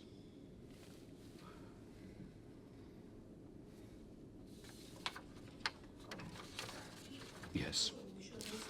And now over to yet another topic, but basically this is within the same context, because on more than one occasion we try to attract the attention of the international community towards this uncontrollable biological activities outside of its territory, covering themselves by the motors of providing help to the healthcare systems and trying to withstand the biological threats. Something that they were able to spread around and were able to somehow bring under their cover many territories in their strategic interests in terms of the territories to establish control over the sanitary and epidemiological situation, intellectual resources, and various research conducted of a dual application, of course. Within the context of non-transparent military biological activity, what is being notable in the German media about the construction in the territory of Germany, which is the ally to Washington, and where, by the way, the American nuclear weapons are being stationed, and 1,000-strong American military contingents, biolab of the third protection level, which will become part of the biggest international hospital facility for the U.S. Army. Based on media, it is being constructed by German contractors and funded out of their own funds. At the same time, the paradox is being seen. But this paradox, I believe, is the paradox only in the minds of those who don't understand the specificity of all of the processes currently taking place. But the principle remains the same. So what is it? Germany doesn't have any legal guarantees against the fact that the American biolab under construction is not going to be conducting experiments with dangerous pathogens. I mean, they in Germany are spending their money to build a biolab for the US that they have no idea about. They have no documentation in their hands which would make it possible for them to audit this activity. What is happening there? What for? This particular example confirmed the justification in Russia raising the question about the biological activity of America, the US outside of its territory, including Ukraine. We initiated consultative board under the Article 5 in terms of the Biological and Toxic Weapons Convention, Geneva, September 5th to 9th, 2025, as well as the discussion of this topic on the 28th of October and 22nd of November in 2022. As a result, within the review conference in Geneva, the 9th review conference of the Biological and Toxic Weapons Convention, whatever we hear in our responses, always certain accusations and mere words that we are behind this disinformation. So, all right, if you are thinking that we're disinforming, give us the information. Just publish the official documents. Show us where we're wrong. Besides, we made it publicly known of the various facts exposed as a result of the special military operation of how this specific convention was violated and military biological programs run by Pentagon in the Ukrainian territory, something that the Russian Ministry of Defense regularly presented, and Igor Khalilur, who died during the hostilities. So the final report, the fundamental contribution was made by the document which is called the Report of the Parliamentary Commission to investigating the terms and situations of the emergence of the American biolab in the Ukraine. We once again shall add links into the text of our today's briefing. When preparing this particular report, the Parliamentary Commission surveyed all of the available spectrum of sources that are related to the biological programs by US and the Ukrainian territory, including the documents which was found during the special military operation. They have spoken to all of the victims, to all of the witnesses who had a relationship to this biolabs. But on our part, we shall continue our efforts in multilateral venues, specifically within the Biological and Toxic Weapons Convention, in order to raise the veil over the biological labs that the U.S. is developing in close proximity to the Russian borders. On May 26th, the Security UN Council came out with a statement with regard to an attack against the generator unit. Not the Zaporizhia nuclear power plant, but already in a different global region, which is Baraka nuclear power plant in the United Arab Emirates. Russia didn't resist the adoption of this particular document because the contents of it don't run apart from our attitude towards the Persian Gulf situation, about the impermissibility of such attacks, including the Zaporizhia nuclear power plants. The General Conference of the IAEA dedicated to the indivisible security of all of the peaceful nuclear facilities without any exception, because that goes both for the Iranian Bushehr nuclear power plant and Zaporizhia power plant as well. And I would like to say that this particular topic is an example of the way one can adhere to a principled position and uphold the allied and friendly and partnership relations, and do it in absolute harmony by truly safeguarding international security norms rather than manipulating convenient topics around.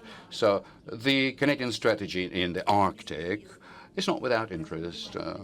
We paid attention of the appeals made by the Anita Anand, head of the Canadian Foreign Office, a NATO member state, to develop a new defensive, as she said, strategy in the Arctic. Defensive from whom? From whom? Extraterrestrials are expected to land down, or somebody else is supposed to surface from the South Pole. What needs to happen? So within this concept, as she's thinking, at the high latitudes should be made into the northern NATO flank. So NATO even here sees a threat by continuously expanding itself throughout the world. I really believe this is already the case where a doctor should be called in. And they plan to defend themselves. You'll definitely understand that there's nobody else that they could defend themselves from but Russia. But they are aware of the absurdity of their statements themselves, that there is no threat, to say, coming from our country. But now this is a meme that they find so convenient. Some Let's get to the gist of it. The North Atlantic Military Alliance actively grows its military power in the north. It extends its military infrastructure and plans to supply the region with modern armaments and machinery. In February, the NATO had conducted the Arctic Sentinel drill to peacify, to keep our country at bay in the region. These are sequenced steps to turn Arctica into yet another zone of geopolitical fight with Russia. NATO speaks for militarization of the Arctic. It's not our country, it's the North Atlantic Alliance that constantly produces myths about the Russian threat, scaring them this way. And they use this as grounds why everybody should spend more money on militarization, why additional money has to be allocated and allotted for dealing with some devised and conjured out nothing problems instead of dealing with the real issues. Good news. On the 1st of June in Ethiopia, the 7th national elections to the national parliament were held, and to the regional legislative assemblies. We mark the high level of preparation and the voting procedure, which according to the observers had been organized without violations that could have impacted the outcomes. We also mark a constructive role of the African Union, an the Intergovernmental Development Organization that sent their monitoring mission to ensure transparency of the election process. And we welcome peaceful and democratic nature of the expression of people's will that once again signifies the support by the population of Ethiopia, the current leadership course, to our countries have friendly relations. We are connected with long-standing ties in Moscow. We plan to facilitate multilateral, mutually beneficial partnership with Addis Ababa, also not only in the bilateral way, but also within BRICS. There's an announcement I'd like to make. In June, the Day of the Russian Language is being celebrated. You know, Alexander Pushkin is the founder of the modern Russian language. A great poet and artist, brings together the diversity of the tongue and high philosophy and high ideals. His poems, they reflect the national identity. They sing the ideas of courage, our national values. They provide orientation for the young generations. He managed to make his artistic work truly inspirational. You know, poems, there's some statistics I would like to quote, but it's related to poetry. I remember his poem. I remember the amazing moment. You remember that it's been it's been titled as 2 and then 3 dots, and it's been translated in 210 languages. Russian is one of the 6 official languages of the UN. Since the foundation, the UN plays an important role in developing the international dialogue. The Informational Department since 2010 has been celebrating this year as the way to celebrate diversity and multiculturality. Our country continues to put in the efforts to protect the Russian language abroad. We would like to satisfy the need, the desire, the thirst that's been voiced out there abroad for the use of the Russian language. We continue to promote Russian language abroad. Some practical work has been done of the International Organization of the Russian Language. The links will be added to the text of today's briefing. The international structure is ready to host and to welcome all the other organizations that are sharing this value. We believe that Russian language is an integral part of the international heritage. It's the language of international science and culture. It's the means of international communication. I'd like to mark that abroad, the Day of the Russian Language had become a truly public holiday. Various events are being held, various campaigns and initiatives at schools, universities, and cultural centers. Competitions are being organized and quizzes, Pushkin readings, festivals, and Olympiads, scientific conferences, seminars, and lectures. Celebratory events are being done by Russian missions, the houses of Russia, and of course by our graduates and compatriots abroad. Pushkin's memorials are brought flowers to, according to the International Association on the Preservation of the Russian Cultural Heritage abroad. 50 countries had placed about 100 monuments to the great Russian poet. But to speak truly, there is more, because no one ever counted how many monuments are there. That's what they have placed on their own. Of great interest are large-scale events to mark the Russian language at international platforms. The UN, the UNESCO, organized by the Russian representative offices in Bangkok, Vienna, Geneva, Nairobi, New York, and Paris. The Ministry of Foreign Affairs, Sergey Lavrov, had filmed his welcome address on that day, and we will place it, as tradition goes, on our official websites during the event itself. In 2026, our embassies are broadcasting a documentary movie, The Main Russian Scholar, dedicated to a linguist, Lyudmila Verbitskaya, who this year could have turned 90 years old, and who is one of the symbols of St. Petersburg, of that particular city. She is favored and beloved by everyone in this country. That's her native city.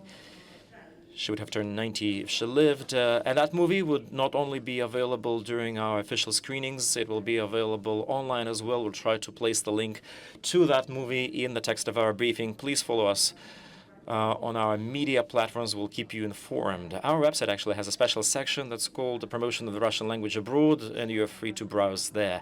There is another important historical and cultural page that I must mark. This year we mark 340 years since the birth of Andrey Osterman, Henrik Johann Friedrich, a Russian diplomat, an associate of Peter the Great. He was born on the 30th of May, 9th of June, 1686 in Bochum, Germany. He studied at the Jena University. He knew the Dutch, Latin, French, Italian, and Russian languages. Osterman had concluded a number of important treaties, amongst them the Treaty of Vienna, 1716, the treaty between Russia and the Holy Roman Empire on joint efforts to preserve peace in Europe. The Treaty of Neustadt, 1721, that put an end to the Great Northern War, 1700-1721. The Treaty of Belgrade with the Ottoman Empire, 1731, that put an end to the Russian-Turkish War, 1735-1739. Andrey is known as the author of the first edition of the Table of Ranks, 1722, which is legislative norm that defined and set out a order of precedence in Russia until 20th century. He finished what was started by Peter the Great. He signed treaties and agreements with a number of European countries, Prussia, UK, Denmark. Oh God, what would he have said if he saw his historical land, his native land, and he could see what happened with Europe? His career blossomed already after the death of the emperor since 1723. He was the vice president of the College on Foreign Affairs, 1725-1740. He was the vice chancellor, the cavalier of the apostle, first called Andrey, 1727 order. Starting from 1731, he in fact led internal and external policy of Russia. His state affairs continued during Catherine the Great time in his native city, which is Bochum, Germany. Just to remind you, at Ostermannstrasse. It hadn't been renamed yet. I'm just putting this out there to hang. There's a memorial plaque placed to commemorate his memory. In 1930s, in a vestibule of the city council building, a bust had been placed to commemorate him again. In 2008, to give him credit, next to the Nativity Church at the Beryozova village, a memorable sign had been placed. Also tomorrow, at this forum venue, and that's why I'm informing you on that separately, Deputy Minister of Foreign Affairs, Mr. Galuzin, will take part in the first meeting of the experts of the Platform of Regional Collaboration 3+3. Let me remind you that Azerbaijan, Azerbaijan, Armenia, Georgia, Russia, Iran, Turkey. The session will be called Platform 3+3, General Challenges and Strategic Partnership. It's part of an official program of the SPIEF, So basically, we'll be able to attend it during our large-scale event. We'll have an expert communication platform for regional cooperation. It's an important addition to some official contacts that allows us to elaborate some new proposals and ideas in the interests of sustainable development and flourishing of the Southern Caucasus. The organizers of this panel are the Institute of China and Modern Asia by the Russian Academy of Science, the Foundation to Support Public Diplomacy named after Gorchakov, actively endorsed by the Minister of Foreign Affairs of Russia. The participants of the meeting will be the leading politologists of 6 countries of the platform, including Georgia. We are sure that everybody who's interested in the topic and that new platform or the new format will find something of interest. They are in for an open dialogue between the experts, a very detailed professional analysis of the geopolitical and economic situation in the region, as well as strategic forecasts of the cooperation opportunities in the Southern Caucasus and their neighbors. And I'm ready to continue with the questions as tradition goes. Let's start with some international affairs. Moreover, I see that international representatives in the room, and it's not by chance that I see you, because it's being organized. The Международная жизнь, or the international life, will be organized a session that we'll have today. Please, now the mic will be passed on. I am apologizing for some emotions being shown previously. Most probably not everyone will understand, but I felt it impossible not to. And when I see the act of non-caring, the ignorance, you really want to break through the wall. You really want to do your utmost for the people to wake up, to finally hear their wake-up call, because it's beyond evil. I would rarely quote the former US President Biden in a positive sense. It's not because I don't quote him, it's just that he never gave the reason to quote him, or rarely gave reasons to quote him. There is one statement, I heard him saying this, it really struck me, and I came back to it. He once said,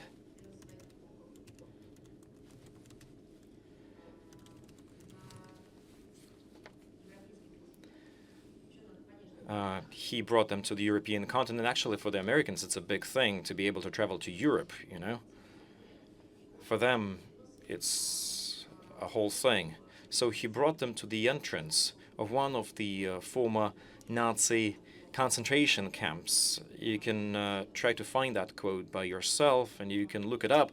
I don't remember, somebody advised him to bring them there, or was it his decision? I don't really know, and I can't really say. He not just showed them the entrance to the concentration camp, he told them to turn their backs towards the entrance. And when they turned their backs, he asked them, what do they see? And his grandkids said that they see some kind of housing, some nice cottages with beautiful history that are in close proximity to the Nazi camps. He said, that's right. And the scariest thing is that people used to live there, and they kept watching calmly what was happening right in front of their eyes in the concentration camps. So the meaning of that, well, it's not a phrase, it's not a statement, it's actually an action that he did, that there's been killings, there's been criminal acts, and that is monstrous by itself. But what's more monstrous is that someone could have watched that calmly and peacefully, thinking that there is no reason to go out of your comfort zone. And that is atrocious, and that is awful. And that's why today I spoke so much about the international affairs, because that is the aspect that the world had been scrutinizing for the last 50 to 40 years, developing and drafting various conventions and declarations, by establishing various institutions, basically celebrating it as an event without actually seeing what was going on exactly. Thank you very much, Maria. Recently, Pete Hegseth, Pentagon, had addressed his Asian allies, calling them to increase military expenses, motivating it by the fact that there's a a military threat coming from China. How would you have commented that? Well, I would comment it the same way I would comment one of the officials in Canada's statements that Arctica needs to be saved right away. It's urgent from an assumed Russian threat. What we clearly see is a gradual militarization under the auspices, under the egid of NATO of various parts of the world, where there's been no conflict potential before, where it was actually the opposite.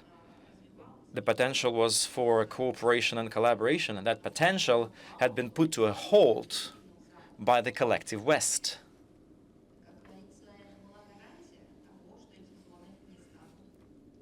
It was a guarantee that those zones will never turn into the zones of military potential. Of course, we condemn such attempts by the U.S. to spur the arms race in that region. It not only destabilizes Asian-centric world order and the security architecture on that part of the world, but it will probably lead to new lines of division. Nobody ever called them there. It's them who offer that region their services without having any previous positive experience to show for it. Should NATO had that experience previously, it would have been reasonable. They only had practical experience in Afghanistan. They only had experience in the Middle East, although it hadn't been done officially by NATO, but it was done by the NATO countries coordinated between themselves. And of course, it was the NATO that served as a coordinating center for things that happened in Iraq and Libya. Is that the experience they want to offer to Asia-Pacific? Is that something they bring there? We stand for political regulation of any conflicts based on multilateral business dialogue formats that are long established, that were tried and tested, and that work fine. Thank you very much. There's another question. What we hear from Yerevan right now, that just after the elections, they will have some parliamentary elections coming very soon, relations between Russia and Armenia will come back to normal. Various difficulties and hiccups we had within the Eurasian Economic Union will be, the falls will be pressed. What didn't let them do this before the elections? What was the reason why they didn't do it before the election? You know, there is a Russian saying from a Russian cartoon, I've been evil because I hadn't had a bicycle. Now I have it, and I'm not evil anymore. It's as funny as quoting a Russian cartoon here. We've spoke about this many times over. The Russian-Armenian relations shouldn't be impacted by the actual political circumstances. They hadn't been similar statements from our side, and we don't do anything like that with all the other countries in the region. What we heard was a forceful desire to drag Armenia closer to North Atlantic structures and Europe. The leadership of the Republic speaks on that. There's been some positive signals coming from Brussels. The European paratroopers, you know, that had parachuted themselves in the beginning of May in the Armenian capital. There's been a declaration on the 5th of May after the Armenia-US summit. The European aspirations of Yerevan are being welcomed. Many citizens of Armenia and many other Eurasian Economic Union partners had questions. Where does Armenia going? Where is Armenia going? Not the country by itself, but where is it being led to by the country who wanted dragged somewhere? How will it realize the obligations? How would it stay true to the obligations it took on itself within the frameworks of the organizations it's part to? We heard about the organization on the Eurasian Economic Union had never left Armenia. They had left the Collective Security Treaty Organization. Yes, that happened. We asked them questions directly when we had contacts with them. Actually, when it comes to the media and various economic operators who tried to specify, who tried to direct those questions to Armenia, once again forwarded these questions to them. We've also been asking the same, and we did this in the partnership spirit, in the spirit of partnership, but we hadn't had an answer. that we got from them yet.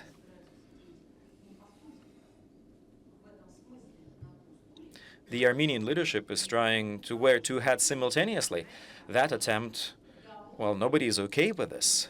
Moreover, we are not there to pay for their journey to become part of the EU, because that leadership, what it does with us and with the other countries of the world is a clearly hostile line, and is being supporting Ukrainian terrorists. It's sponsoring them. Why should we be idle? Why can't we be outspoken about our own position? And why can't we do it in a true friendship manner? And why can't we do it across the channels that we can do so in? And when we are being asked questions, we should answer those questions. I think that the people who started this, they will have to make up their mind, and the elective campaign has nothing to do with it, and please don't manipulate us with it. It's just an issue of the definition and the choosing of the course that they are willing to take. Yes, please. Hello. RT China, I want to ask you, Japan sent its ships to the Philippines. Are the Philippines becoming the ally of the Japanese expansion? And considering that we have bad relations with Japan, can we call this the resurrection of the Japanese militarism? Thank you. I would like to correct you. Russia doesn't have bad relations with Japan. It's Japan, under duress from the United States, is undertaking steps that are jeopardizing the bilateral relations. These are different things. We did not spoil our relationships with Japan. We've always been open to constructive dialogue, and their delegation came to our country, and some Japanese representatives came to our country when they wanted to. We never denied them visas. We never denied visas to the tourists, journalists, and people from other spheres, and we never denied them the presence in our country, being in our country, but we understand that they are under extreme duress. And Japan, sadly, does not have the sufficient sovereignty to make these decisions, and that's their position as of now. But we are closely monitoring the actions of Japan that are being done in the framework of militarization. I agree with that. The training of the military training with other countries of the Asia-Pacific region. We are seeing the emergence of quasi-alliances that are aimed against China and Russia, and the emergence of these organizations are only ramping up the intensity of the situation. And it provides opportunities to worsen the contradictions that we are seeing right now. And this is detrimental to Asia, so we are going to continue diplomatically and publicly to understand more about this line of action. Yes, please. Thank you. In your view, what goals have Russia achieved in the information confrontation with the West? Can we see that Russia has managed to shape an alternative international narrative? Thank you. You know, we never had an objective to show initiative to confront the West in the information sphere. We saw the systemic, prolonged, that happened for years, approach of informational campaign against Russia. And I think this anti-Russian informational campaign of the West does not have an expiry date. It's not tied to certain events. It's just a loaded, toxic atmosphere that they are trying to form around our country in the media. I gave this example already, and I will give it again. For many years, I worked in New York. I worked with the media and public relations, and of course, I constantly watched American TV, news and entertainment, specialized channels. I read papers. I was on the internet, and I made this conclusion for me. It was from 2005 to 2008. Even back then, when there were no global problems between Russia and the United States that would raise certain global issues, when we, and we heard that from the Americans as well, that we are going to build cooperation. We held summits. Our ministers used to meet all the time. We did not see any sets of sanctions, but even back then, I understood that what I was seeing in the media about Russia, I called this, I'm going to say that in English because you asked me in English, and we are talking about English media. Zero good news policy. Вот понимаете, когда мы говорим о стране. When we are talking about a country or a people, even when they're facing problems, even when they're facing challenges, even when they are facing difficulties, there are always good things happening. I don't know, sports centers are being opened, schools are being opened, expos, theater, bands coming to the country, research, youth projects, music, arts, cinema.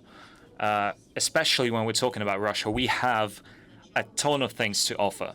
And the beginning of the 2000s, it was a leap in many directions for our country, in many areas, in many sectors: sports, arts, culture, economy, construction, anything. It was obvious. I never saw a single article or a single news story on TV that would cover a topic like this about Russia. So the conclusion that I made was that they are either showing something bad about our country or they're not showing anything. When they're not showing anything about Russia, from their point of view, that's quite good. That's actually very good. But that's just not how it works, right? We don't have the conflict from our side in this area with the West or with any other state whatsoever.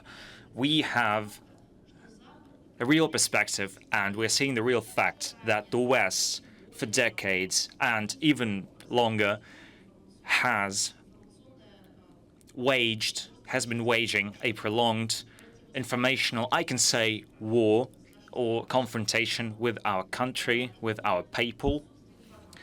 It's not due to lack of information. It's due to the initial idea that is aimed at a forming of the perception of Russia exclusively through negative narratives, through negative messages, negative news.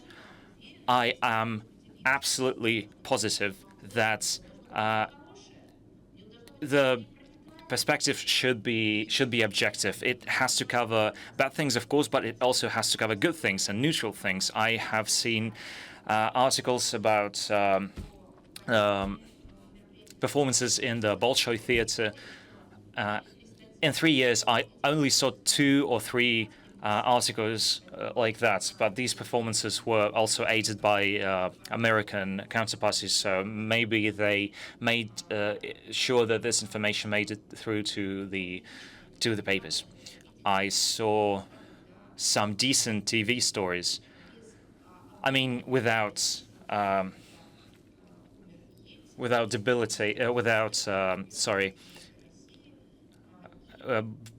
bringing Russia down in some way. Only when Boris Yeltsin died, our first president, that was the only time when they used a neutral position when talking about Russia. When they said, at least remotely, good things about Russia. I never saw anything else.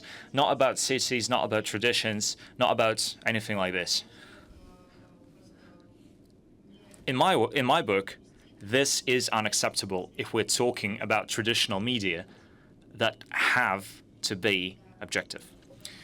All right, please. Information Agency Africa Initiative.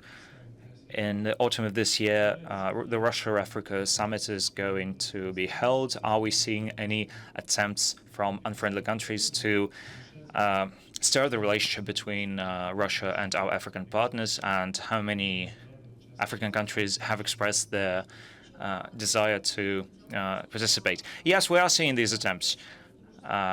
We truly are. And there are states that used to be colonial empires, and they are seeing Africa from this position. They are thinking about the division of influence. They are perceiving Africa as their playground, and they think they have the right to define the relationship of Africa with other countries, including Russia, and they cannot forgive Russia for the fact that in the 20th century, Russia supported independence and sovereignty of these states from the colonial oppression. And this is an in-depth offense. This is obsessive.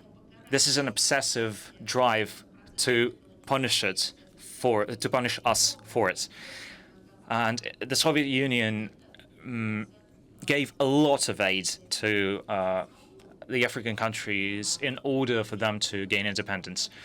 So large Russo-African events are, of course, a challenge for them. They see it as a challenge, at least. They think it's only they that have the right to do this. And it's the same as they are trying to push China out of Africa. When China came to Africa, unlike them, not with the chains and weapons, but with economic projects, with investment, with trade, that doesn't sit well with them. And we also saw the attempts to prevent Africans from participating in the ministry conference in Sochi and Cairo, and we are not excluding the possibility that we're going to see some provocations like this in this year. And if we see something like this, we'll be sure to tell you. But as life has shown, this policy does not bear fruit because Africans remember us and they value the relationship with our countries because they were of very sincere and strong nature. Africa does not fall under pressure. They are keeping on course, and they are not ready to sacrifice their mutually beneficial cooperation with Russia. And they know what they're being coerced into: betrayal, a strike at their own well-being. Two things: to betray those who have been their friends for decades, and through that strike to find themselves in the situation where they face additional difficulties, so to speak. RIA Novosti, please. Thank you very much. Hello, Maria. RIA Novosti. I would like to apologize. My question is going to be a complex one. Special ambassadors of the United Nations on human rights, when he spoke at Globsec, is it him or her? Guys, I hope that it's a she. I think she's a woman, but anyways, in Europe it's not that important. No, it is important actually, because of course, equality is a very important thing to us, but when we're talking about human rights, about the rights of children, when a woman is doing this, she has an additional leverage in understanding the problem and seeing it from that angle. Of course, men are doing a great job in this as well, but there is a set of experience and qualities that any woman possesses that is not called just expertise, but a sort of a feminine nature. So that's why I'm saying this. Yes, and she mentioned the attitude of Russia towards the Ukrainian children, that the Russians are treating Ukrainian children like the Nazis did during the war,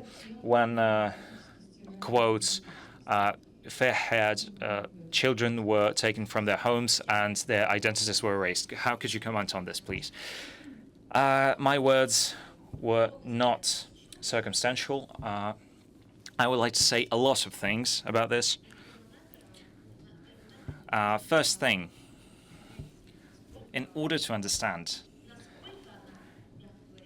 how unobjective, let's put it mildly, she is, we'd have to see at the fate of the Russian children who suffered from the Kiev regime. Did she take any interest in that? I have the red folder. There are their surnames, their pictures. Has she taken a look-see at this? If for some reason she thinks that she has the right to go out of her own region of jurisdiction, I just wonder, has she ever taken any interest in the fate of the Russian children? Has she said anything about the Iranian school? Any news on that matter from her? And I spoke extensively about this today. I think that statements like this, they are bad for the people who utter them. Why? Because if she is so concerned about the fate of the Ukrainian children that she is referencing, at least she maybe could give us the list, at least some of them. But that thought never crossed her mind. She doesn't take up her phone and ask questions to Ukraine, to Brussels. Where is the list? Maybe I can help you. Maybe I can somehow act as an intermediary. I have the opportunities for this. Maybe we can do something together. She's not interested in that. She understands very clearly that it's not why she's there, not to do some real work.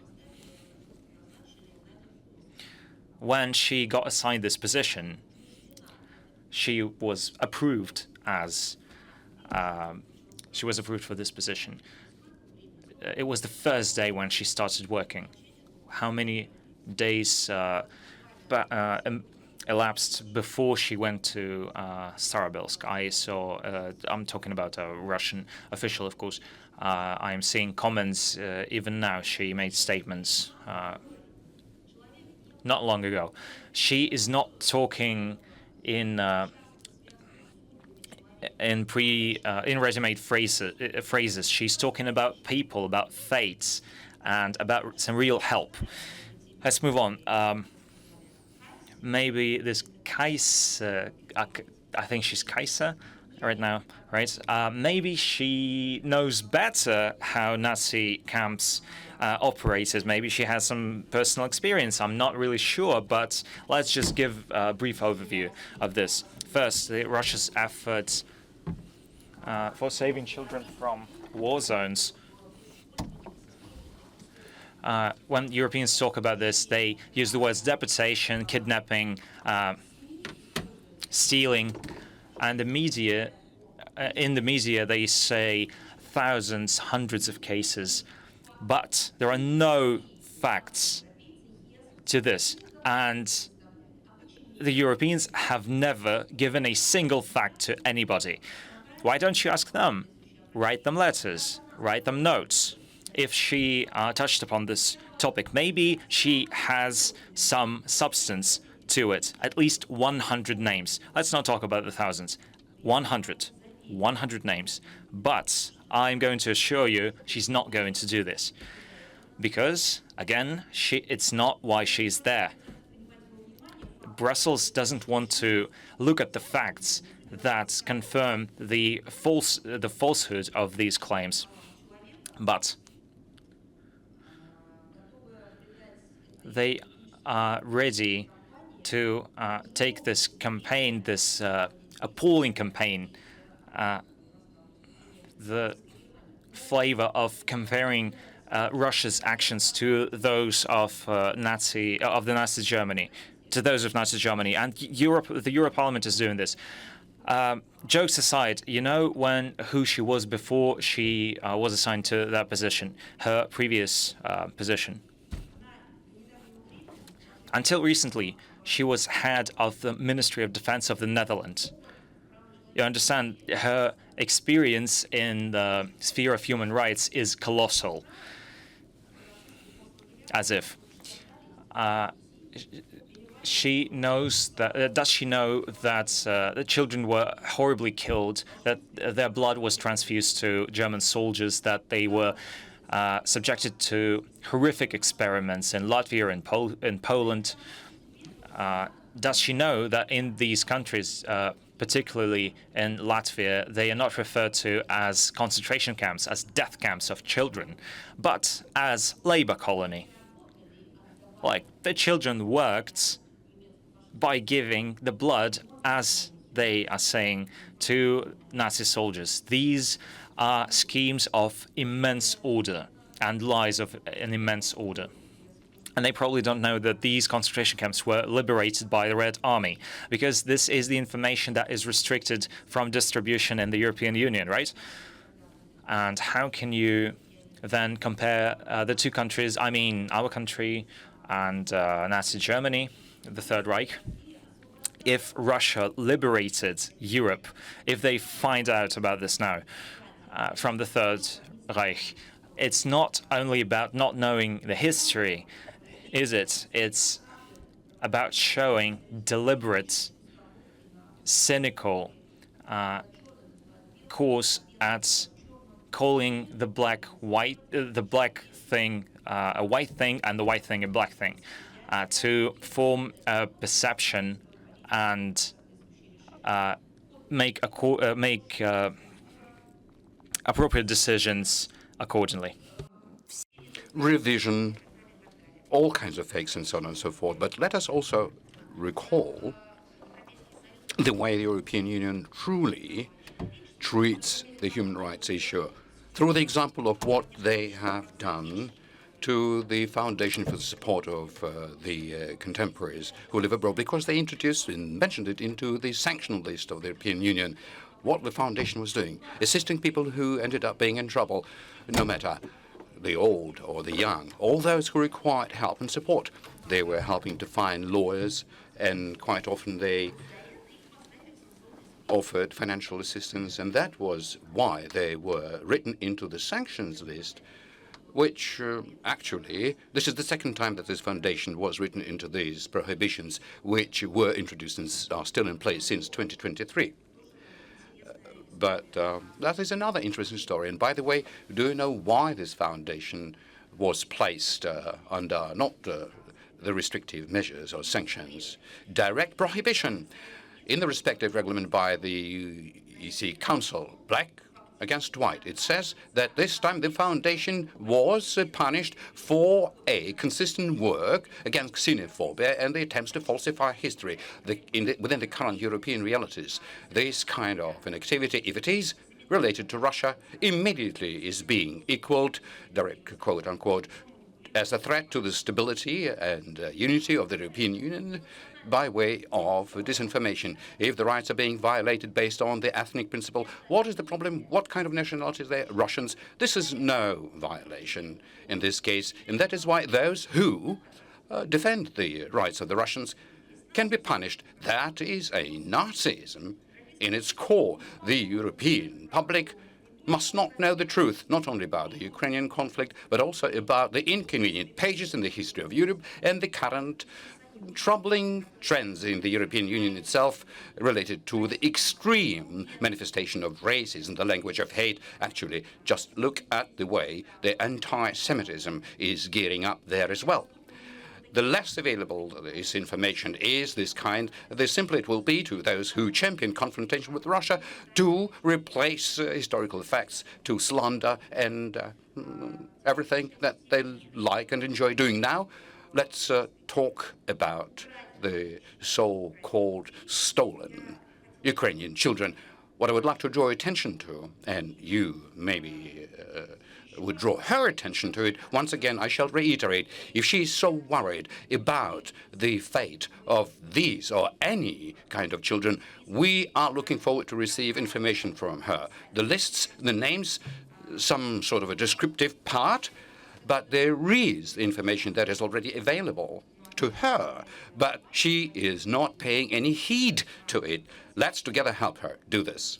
You know, the office of the Ukrainian General Prosecutor, and I believe that this is the person that she can trust based upon their principles, has distributed the following information. Within these information and materials, it is noted, once again I'm saying, Ukrainian General Prosecutor's Office, in 2025 compared to 2024, the number of children who suffered from Russia, not from Russia, but from the lawlessness in the territory of Ukraine, grew 30% in various children's institutions, various sexual violence, abuse, non-provision of the healthcare, restrictions in taking food, undue living conditions, and many other things have been discovered. 214 criminal cases have been opened within the Ukraine itself.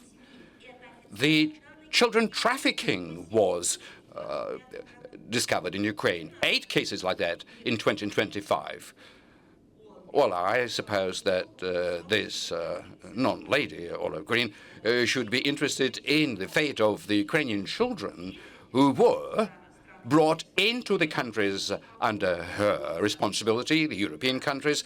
Let us also help her by making references to the Kiev authorities based on the data. This is the National Social Security Council, its proper name, National Social Service of the Ukraine. So based on its data in 2022, 292 orphanages were relocated from territory of Ukraine. 96 of them went abroad by them. You know how many children were there? 4,811 kids. At the beginning of 2026, out of 1,340 children currently are remaining abroad. In Poland, 449, in Germany, 359, 112 in Italy, 100 in Spain, 178 in Austria, 64 in Romania, in Netherlands 33, in Israel 29, in Lithuania 27, in Turkey 7, in Croatia 7, 1 in Greece.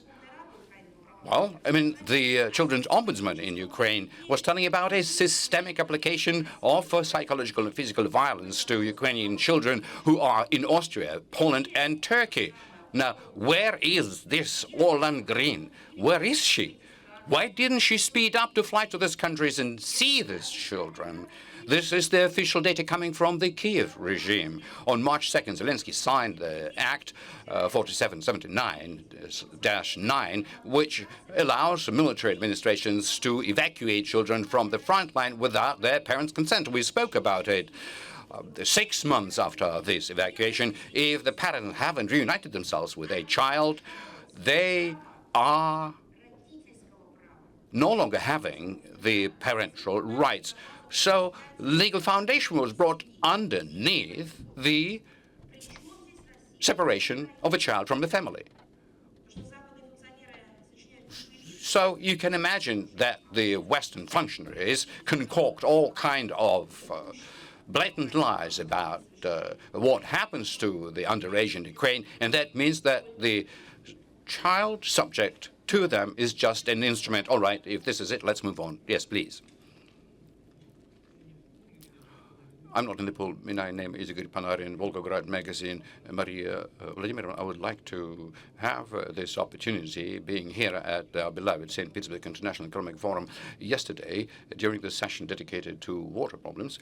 The ambassador, Mr. Kanutinka, and mentioned that we have, in the world, we have no access to a safe potable water. I mean, 2 billion people, and another goodwill ambassador and an environmentalist, Vyacheslav Fetisov, he spoke out about a certain emotional, unexpected initiative to organize the process of water truce.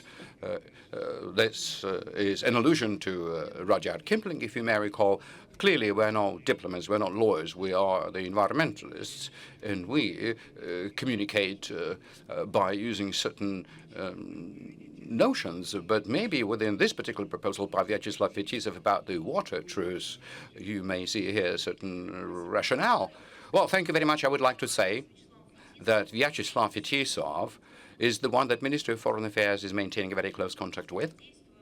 We are interacting in every possible way. We are providing assistance and are grateful for the initiatives, and moreover, the initiatives that has already been done, which he, based on his natural talent, in a very creative kind of approach, promotes and implements. It's a great, brilliant idea of a truce within any context. The problem is in the different area. And the problem was that we announced so many truces and proposed and were ready to uphold it. But you see who and how undermines it. No matter how you describe this truce, the core thing in it is to be followed and observed. And that is the biggest wonder, the biggest riddle in this whole phenomenon taking place around Ukraine, when somehow they themselves are crying out loud endlessly about peace. But when they see a hand stretched out towards them during such a period, not that they not observe it, but engage in real terrorist acts. That is the problem. But otherwise, that is a very nice-looking and good kind of an initiative. Now, if I may, as far as I understand, we have the reporters who are attending this session online. To be honest, may I, for example, Town News Information Agency, let's hear that question, please. Good afternoon, Maria Vladimirovna. Town News Information Agency from Georgia. I've got only one question. Recently, in media, there was information that in Tbilisi, accused in espionage in the favor of two countries, including Russia, a Georgian citizen was arrested, the head of the Eurasia Institute, which is an NGO, who did a lot to strengthen Russian-Georgian relations. How would you comment on this? Yes, you know, I saw the news, and I asked my colleagues who are overseeing this, and they said that we very well know this particular person who throughout so many years publicly and sincerely, without concealing himself, hiding himself, was championing, overcoming disagreements between Georgia and Russia for normalization of bilateral relations, and who has done a lot, as my colleagues told me, to bring our two peoples closer together, starting our common past, and as well as searching for those who died in action during the Second World War, and who promoted this invaluable contribution that the Georgian people made into the victory over fascism, conducting all of his communications and contacts openly. And I would like to say that he was arrested several days after he announced launching the project to monitor Russophobia in the Georgian public space. Seemingly, certain forces are interested in concealing the xenophobic trends from the public eye, and definitely we are concerned for his situation, because I was able to find out that his old and father, who is ill, is dependent upon him. So we're laying hopes very much upon an independent assessment that the Georgian authorities are going to do. But I'm just simply sharing my opinion with, in answer to a question. Yes, please. Hello. Izvestia, Yulia Vozintseva. The UN is facing the biggest financial crisis during the past decade, and by August this year, it may exhaust all its resources. The biggest debtors to it are China and US, which account for almost 50% of the UN budget. Lack of funding already led to a layoff of people, closure of different programs, and termination of peacemaking operation. May one state that the efficiency of the UN mechanisms is being put under a doubt? And is there a risk that UN peacemaking missions will be either terminated or considerably limited? You know, I can only confirm that there is such a problem, and currently the UN is going through a lot of problems with contributions that the UN Secretariat is describing to its membership as the crisis of liquidity. Alongside with that, They do note certain improvements, specifically this year. You mentioned debtors. I don't have any information about China. I will definitely further look into that. But I simply would like to say that the overall debt from the member nations over the previous financial period is into the regular UN budget is 2.6 billion US. So can you imagine? Who? I mean, I am, without direct questions, I can tell you how much US owes, but there is another important figure. The UN budget to support peacekeeping operations, the arrears, 2.8 billion US dollars. And I would like to say that the cumulative overdues from the US only into the regular UN budget throughout the whole of the UN existence. At this point in time, it's a scary figure. It exceeds 2 billion US. So can you imagine this? Once again, let's revisit the first quoted figures. The debt of all of the member nations is altogether 2.6, out of which 2 billion is what US owes, which claimed itself to be, as they are saying, an exclusive leader, the most important one in the whole universe, while the peacekeeping fund, where the overall debt is 2.8 billion, you know how much US accounts for? 2.3 billion. So how can you treat this? Based on the previous years, Washington, D.C. delays payments until the end of the calendar year and does it on a regular basis. I do remember the statement by one of our movie actresses, Nemoleva, in the Office Romance movie. You remember how you made such a nice food order in a restaurant, and then it turned out that you didn't have any money to pay for it? Yeah, very suitable for this case. Russia adheres to being true on its financial obligations. The payments we make is under the law, and that is against the situation when the sanctions are being introduced against us, when technically we are made incapable of making such payments. Well, we're overcoming these difficulties together with the Secretariat in UN. We are able to find the ways to do it. Just imagine the level of accountability and responsibility. Contributions over the previous year into the regular UN budget have been successfully transferred in full amount in terms of budgets for the peacekeeping button, as far as the risk is concerned, whereby the peacekeeping missions can be put on hold or restrained. In this particular issue, we keep being cautiously optimistic amongst the member countries, and within the international institution there is a bit of a resilience and expertise in order not to allow for the collapse of the existing system. Undoubtedly, the UN mechanisms requires to be adjusted, upgraded, and renewed, something that is underway. All of these processes are underway. But of course, the key to the resolution of the existing problems, first and foremost, in the area of the financial discipline on the part of the countries which are represented there, and actually very broadly represented, if one should bring it down to the level of occupation, are represented at the level of Secretariat in its key positions. So you made a nice payment, and then you ran out of money. Well, you have to pay regularly and timely. And we're calling upon all of the UN members, first and foremost, upon those who have such colossal debts, to make the necessary contributions on a timely basis. All right, let's move on, please. Good afternoon, Maria Vladimirovna. News.ru publication, internet publication. For example, Peter Magyar, the Prime Minister in Hungary, assured NATO that his country continues to refuse to supply Ukraine with any weapons or material. EC commented by saying that it won't give up on the Russian gas. What is the Moscow's attitude towards the position of the new Hungarian administration on the Russian gas and its refusal to supply Kiev with weapons?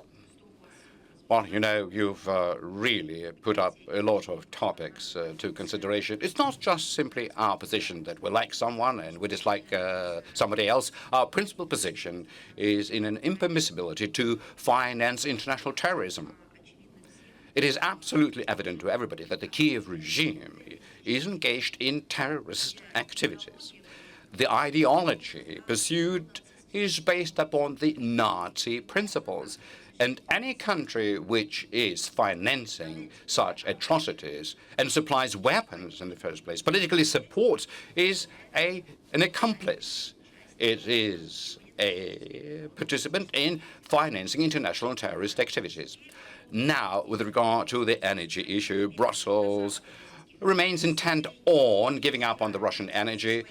Irrespective of the interests of the member countries, they're not really paying any heed to it. If you remember, in January, the European Union adopted the reglement on a staged termination of the import of the Russian natural gas no later than November 2027. Having fully ignored the opinions of Slovakia and Hungary, actually others also have certain opinions, but they are afraid to voice them. De facto sanction limitations have been cleared as a trade measure by the qualified majority, bypassing the principle of consensus, which has always been considered solid. And that helped to close eyes upon the interests of Budapest and Bratislava. In response, on the 2nd of February, Hungary submitted a claim against it to the European Court to reject it and compensate all of the legal fees that it will have to take on. At this point in time, based on June 2nd, this claim is being considered. On April 24th, similar kind of claim was submitted by Slovakia. This is a politically motivated rejection on the part of the European Union from the Russian energy, which contradicts not only the founding principles of the association, but also the economic rationale, and most importantly, the rationale of the energy security that there's so much worried about. I do believe that it is all visible through the EC statistics. Look, if you compare the indicators of the gas price and the energy average throughout the European Union and separately in Hungary, then according to the recently published data by the European Office of Statistics, in the second half of 2025, prices for gas for the Hungarian households, considering taxation, were 3.6 times lower than the average level of pricing in European Union, 34 euros for 1 megawatt hour, against 122, even more than that, practically 123 euros for 1 megawatt hour, while the electricity power are 2.7 times lower than in the European Union. 108.2 euros against 288 euros per megawatt hour. This is the lowest price level that have been registered in the European Union countries, and specifically in Hungary. I mean, we are registering this statement by the new Hungarian leadership, and as far as the relationship with our country is concerned, as well as towards the Ukraine and around it, we are coming from an understanding that the Hungarian authority will be guided by this measure of responsibility that the Hungarian people vested into it, and following the interests of the Hungarian people.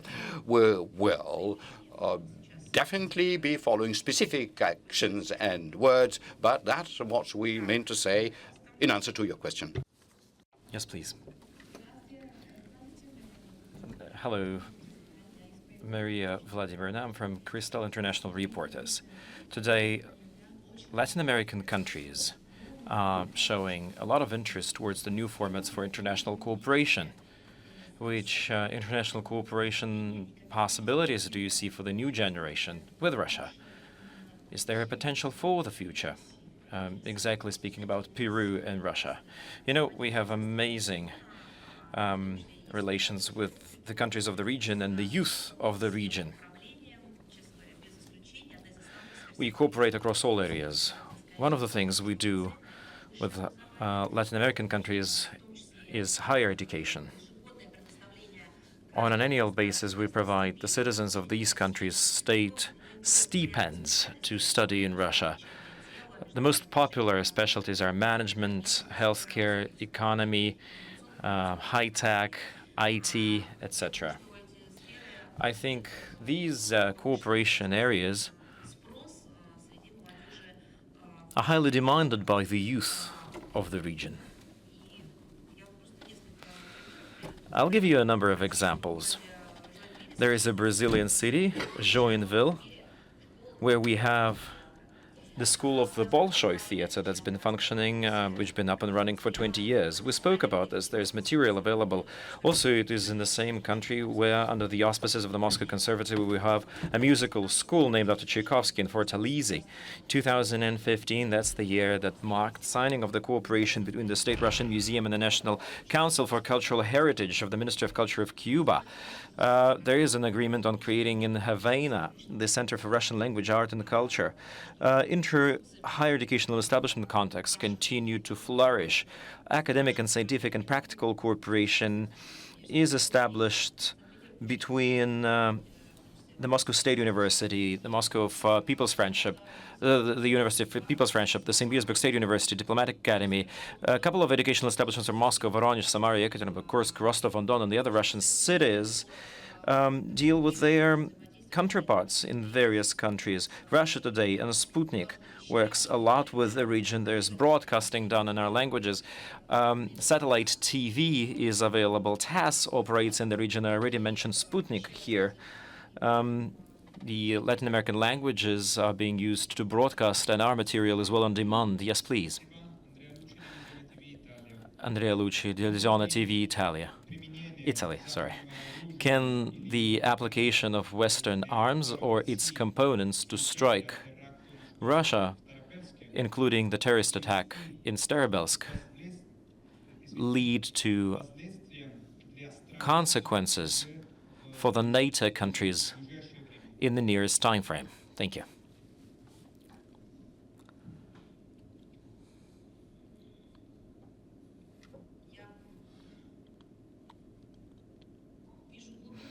I see the depth of your question.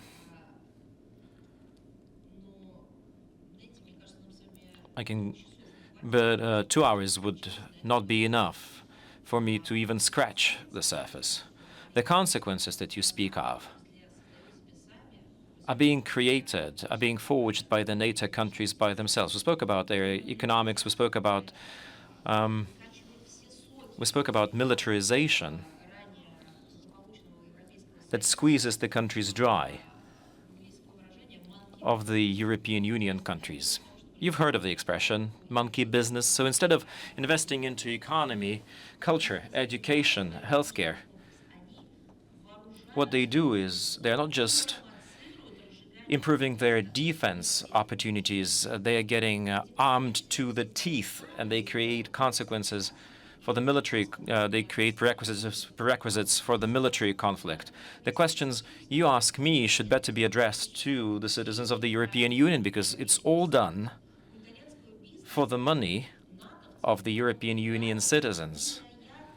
The NATO had stolen opportunities, had stripped the European countries of opportunities to continue doing business with Russia. In particular, for the Italian business, it's of detrimental effect.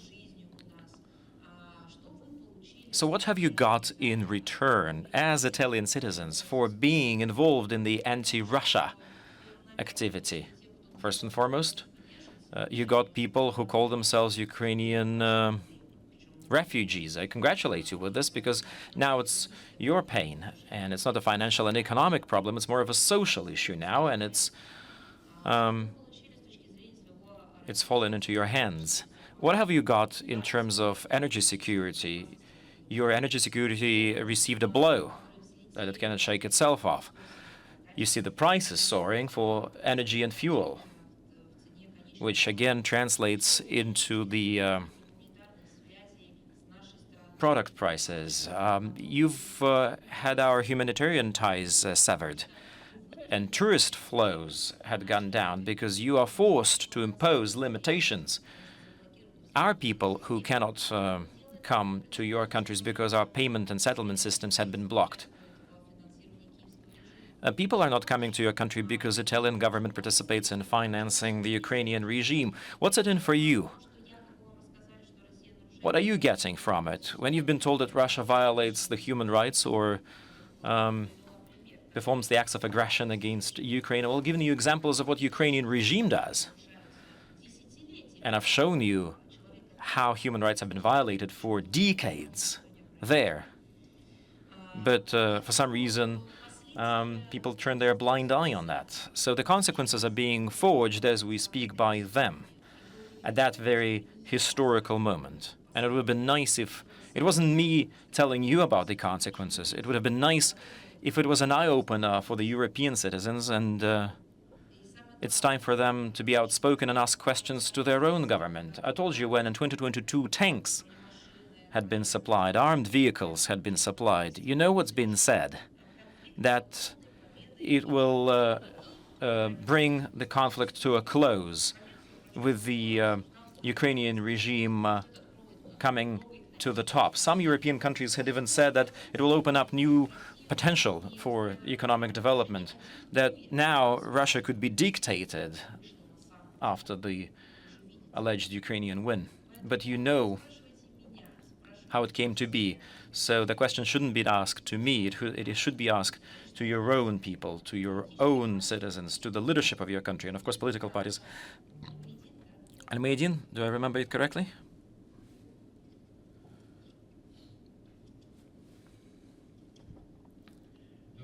Good afternoon. Hello. Thank you very much for organizing a trip to Lugansk, because it gave us a lot of opportunities to prove to our viewers that the terrorist attacks had been there. And there is one school of thought, one principle of non-philosophy of the West. Yesterday I spoke to Rick Sanchez, who was attending us on that trip, who was following us on that trip. And he told me that he approached many people who were there and he asked them the same question. What's next to this college? What is located next to that college that would have been of military interest? And he said that not a single person, no one. And he addressed people who had been pushed to the extreme by that tragedy. And when people are pushed to the extreme, when they're stressed and exacerbated, when they're being stressed and they are being, because their kids have died. He said that not a single person could ever locate, could ever show at something in the nearby location that would have at least remotely have something that is of military significance or of military importance. There is no military warehousing, nothing. And the second thing that I would like to say here, they've been heating knowing that they're killing kids. Moreover, they've been trying to kill those who were trying to save and salvage those kids. What are we even talking about? Should have been a military target, or at least something that is presumed a military target by the other side. They would have never agreed to secondary blows and secondary attacks, secondary shelling on those who were saving the kids from the rubble. So that logic fails, especially when you arrive to the spot and when you've observed and seen that there's nothing on the spot that the Kiev regime claims to be. That's exactly what happens. So they hit for the second time. They hit the kids and families in Lebanon. And a second question, Israel constantly threatens and constantly shells cities and cultural objects from the UNESCO heritage list. For example, there is a city in Lebanon that they're hitting. So how does Russia treat those strikes? Our view on the situation, the Israelis' activities in Lebanon are well known. We have been voicing them many times over. From the beginning of another spiral of escalation in this country, we've called on stopping armed confrontation and moving it to political and diplomatic settlement. We continue to push that approach in bilateral contexts. Vasily Nebezhny, the constant representative, the permanent representative of Russia at the Security Council of UN, had once again brought this topic up during the 1st of June. Knowing and being guided by our position, we welcomed signing agreements between Beirut and Tel Aviv on the ceasefire. Unfortunately, the ceasefire is being violated. The Israeli side had started systematically violating that. Sahel, the IDF continues to occupy the southern part of Lebanon. Various civilian settlements are being stricken. That leads to devastation and destruction of civil infrastructure. Cultural heritage objects are being destroyed. Tel Aviv constantly shouts threats to continue shelling Beirut. The number of people died in Lebanon, according to the official data from the Ministry of Healthcare of this country, had already reached 3,000 people, 3,300 people. The humanitarian situation is becoming worse. Internally displaced people are now at the level of 1,300,000. Of course, we are concerned about the cultural monuments of the country. It's impossible to speak when kids and children are being killed to push the cultural monuments to the top of the agenda, but we cannot stay silent when we see that the overall logic of destruction never ceases. We can see how the monuments are being destroyed. We share the concerns of UNESCO. And our view on that had already been reported on the 29th of May, where the Crusaders' castle next to Bafu had been hit, which needs to be protected according to the Convention of 1954 on the protection of cultural values in case of an armed conflict. The city of Tyre, the threat of destroying it also is being set out there. During any conflict, the parties should make whatever it takes, should undertake whatever efforts to protect those objects of culture. The barbarian destruction of such monuments is inadmissible. We call on ceasefire right away. We call on removing the Israeli forces from the Lebanon territory. It would have allowed to settle in a political manner and diplomatic manner based on the resolution of 1701 of the Council of the Security Council of the UN, where the obligations of the parties are clearly prescribed. We continue to support the unity and territorial integrity of the Lebanese Republic. We are ready to cooperate with regional and international partners. We see it possible to continue our efforts to ensure that the overall situation is settled. Do we have Uzbekistan?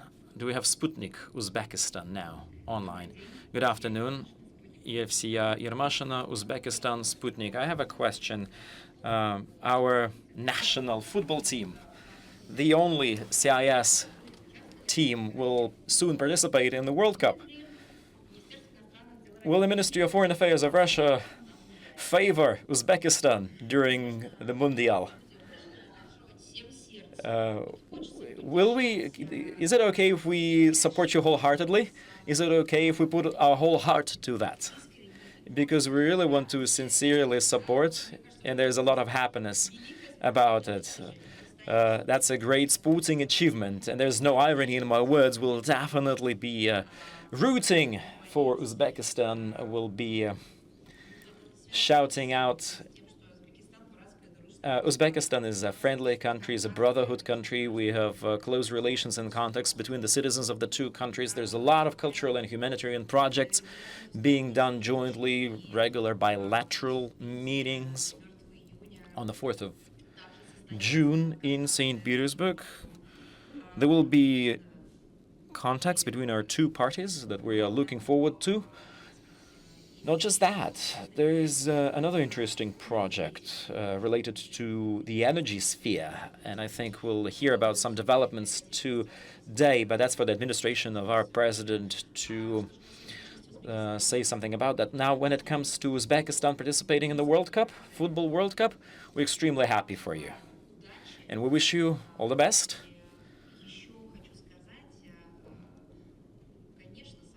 And another thing that I would like to say, we wish you to have positive emotions when your team participates in the World Cup games. Thank you so much.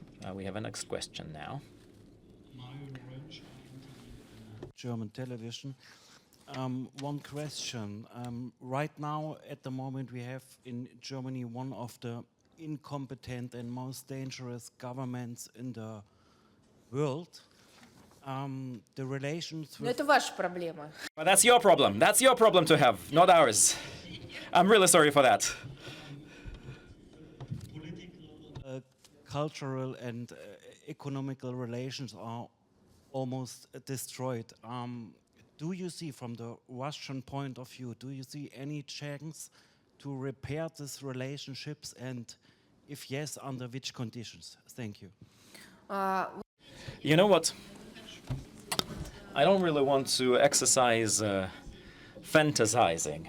What I want to say are some really concrete and specific things, and I should be brief. Before even starting to speak about normalizing our relations, about improving the format thereof, there's just two things that I would like to utter. First, we used to have some amazing potential for dealing with Germany. And these are not just empty words. We had some specific and concrete projects that were saw through, and they should have been carried out just recently. Everything's been cut and severed, and it weathered just because Germany was not able to stand for its political sovereignty. It was not able to defend itself against damaging consequences of the ultra-liberal impact that the US Obama-Biden administration imposed on them. Therefore, we used to have some great, bright future ahead, some beautiful opportunities, breakthroughs in our bilateral relations, supported by mutually beneficial cooperation and collaboration across various areas. I cannot but name a single area where our relations did not reap fruit. Another thing that I would like to say. Any conversations about the future are only possible when the official Berlin will state about the inadmissibility of organizing terroristic attacks against our countries, when they will condemn such terrorist attacks and they will put a stop to sponsoring international terrorism. And only then we might start fathoming about restoring our bilateral relations, especially when this red folder is being seen by everybody but Chancellor Merz. Maybe you can take that folder. I'll be happy to pass it on. I'll be happy to give it to you so that you could pass it on to him. Would you be able to do this? Will you be able to come back to Berlin and just show him the pictures of those kids? They're available both online and offline. But here I have them printed. And I sincerely offer you this. It's a real proposal. Take those pictures with you, show them to the Germans, and send them to Merz. Tell him that's a present from Maria Zakharova. Thank you. All right, Reuter, online.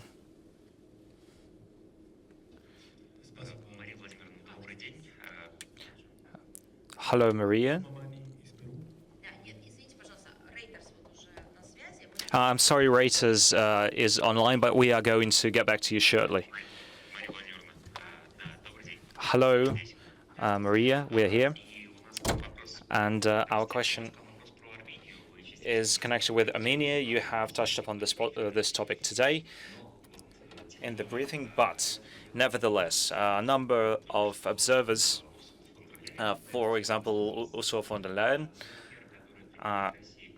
are calling the measures that Russia takes to curb the import from Armenia a punishment for pro-West activities of Yerevan, from the side of Yerevan.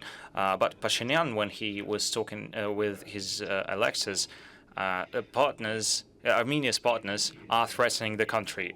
Do you think this statement is true and justified about this policy that Russia is allegedly following in relation to Yerevan? I sincerely thank you that you used the word allegedly, because otherwise my answer would have been different. But you did exercise restraint and showed professionalism when you used the words, when you uttered these words as a quote. And you said that some observers are calling these things a punishment for pro-West sentiments of Yerevan's. But when did we not have restrictions when we didn't have restrictions of imports from Armenia, was it back then? Was this like a reward? Was this overlooked? Was this the norm? In our understanding, there is such a thing as a development of bilateral relations, and there are problems in these bilateral relations, and they can be resolved through political and diplomatic contacts, through sincere and trustful dialogue that we've always had with Armenia. And I also have a second question. What is the name of that these observers, as you say, give to the 35,000 sanctions that are being imposed on our country? Are they also called the policy of the whip? Are they asking themselves the questions, is this policy objective? Is this productive? Is it bearing fruit? Or maybe we should use not the stick but the carrot?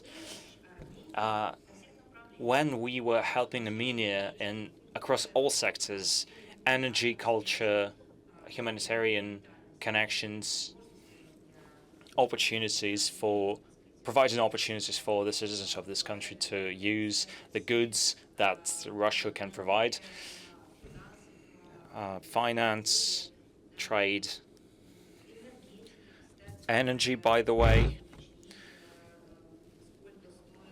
You can ask what is the price that Yerevan pays for certain resources and how much money they're saving on it.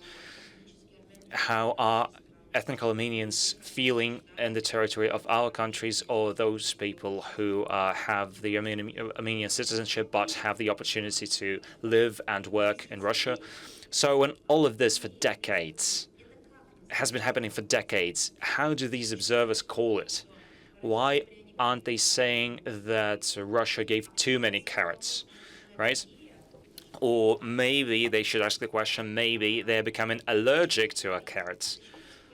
Why are you saying this? Why are you using cliches? Thank you. We have just deconstructed and destroyed these cliches. So I'd like to cut all possible insinuations on that matter and reconfirm that imposing sanctions, unlawful sanctions, bypassing the monitoring organizations, this is not our method, and we're against this policy against any state. Even when we were not imposed sanctions upon, we were against the sanctions on Cuba for decades. We were against unlawful sanctions against any other country, and we always suggested to discuss this issue within the UN Security Council. So the statement that Moscow is not exercising the right behavior towards Armenia is distorted logic. And it's frankly unacceptable, because you have to come up with this idea. What is the manner in which our behavior is not correct in some way? We are engaging in dialogue, in cooperation with Armenia. What threat to Armenia from Russia is there to speak of if we have supported the Republic for years and we have been its security? We're guaranteed its security, and people who have Armenian citizenship or Armenians that have families in Armenia but parts of their families are in Russia, ask them. They are going to be the ones who are going to talk about the carrots that, as you say, that we gave to Armenia for decades. As for particular restrictions that are now in place, they were imposed and accompanied by appropriate comments. And I'm sorry, but we are asking this question very respectfully. What are Armenia's plans? This is a normal question. This is a totally normal question. I gave you an example when I was talking to journalists, and everyone is, in the waiting area, and they are waiting to board a plane. to get from point A to point B. And then among the passengers that everyone of which has boarding passes that they bought themselves, that they were not pressured into buying, and one of these passengers says that they're not going to point B, but point C. And everyone else is asking, okay, why did you buy this ticket? Why are you boarding this plane then? And if they know that they're going to point C, what is going to happen to them when they board the plane that is going to point B? Are they going to, I'm sorry, but are they going to come out of the plane in mid-flight by, taking out the plane window or the pressure door? So this is a normal question. If you're going to point C, okay, but take another flight. Don't check in your luggage and send it to the plane so that everyone else does not have to anticipate being cast out of the plane. So this is a normal logical reaction of the countries who are responsible about their relationship, who publicly and for a long time diplomatically have been trying to understand where today's administration of Armenia is going. If they are not joining this, so to speak, union, this is their position. Okay, but they are a part of a collective community. They have responsibilities. They have other things that they have to do. So I am strongly against these not accusations, but phrases. Let's put them like that. Oh, I'm sorry. From Peru, right? Journalist from Peru. Thank you very much. My name is Carlos. I am from Peru.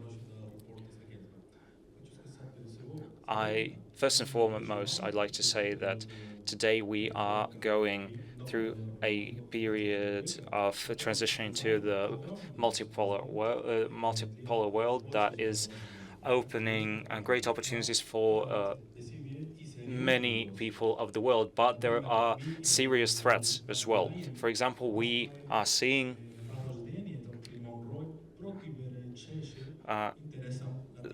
the reiteration of the Monroe Doctrine that is detrimental to the interests of Latin America. What offer is the Russian Federation ready to make to the countries of Latin America?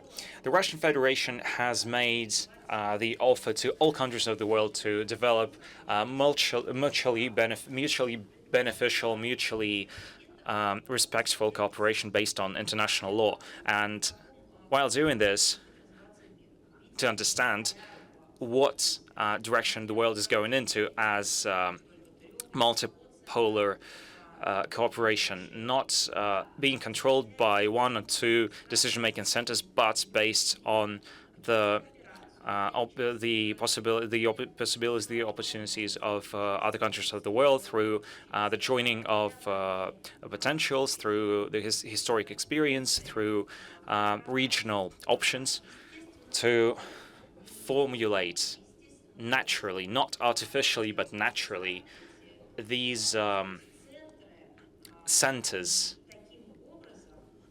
And by that, in combination of these two areas and sectors, we are ready to develop relationships with the countries that are following the same approaches, without, making other countries adopt our ideology or our state structure. Of course not. We are talking that based upon respect to the history, to the traditions and rights of each other, based on international law, we are ready to build this relationship. And the world already now is trying to form this multipolar future. This offer has been made. As for Latin America, I have given you a couple of direct examples, and I'd like to say that even here at SPIEF, there is a set of events connected with Latin America, and traditionally here at the forum there are a lot of delegations from Latin American countries, and there is a Latin America section, business dialogues, Russia-Cuba, Russia-Brazil. There are a number of other events planned, meeting with partners from Latin America, entering into agreements with partners from Latin America, discussing new practical steps that you mentioned in your question. We are open to Latin American businesses and companies. We are interested in being in the region's markets. We have many things to offer: trade, business, and the development of the Commission on Research and Trade Cooperation. They work with 11 states of Latin America and the Caribbean. These are large-scale formats where people discuss and make concrete decisions on cooperation. In February, we created a commission, a higher-level commission with Brazil, chambers of commerce, non-for-profit organizations play a huge role. For example, the Russian Committee for fostering the cooperation between Russia and Latin America, by the way, a traditional participant of the St. Petersburg International Economic Forum. Thank you. Next.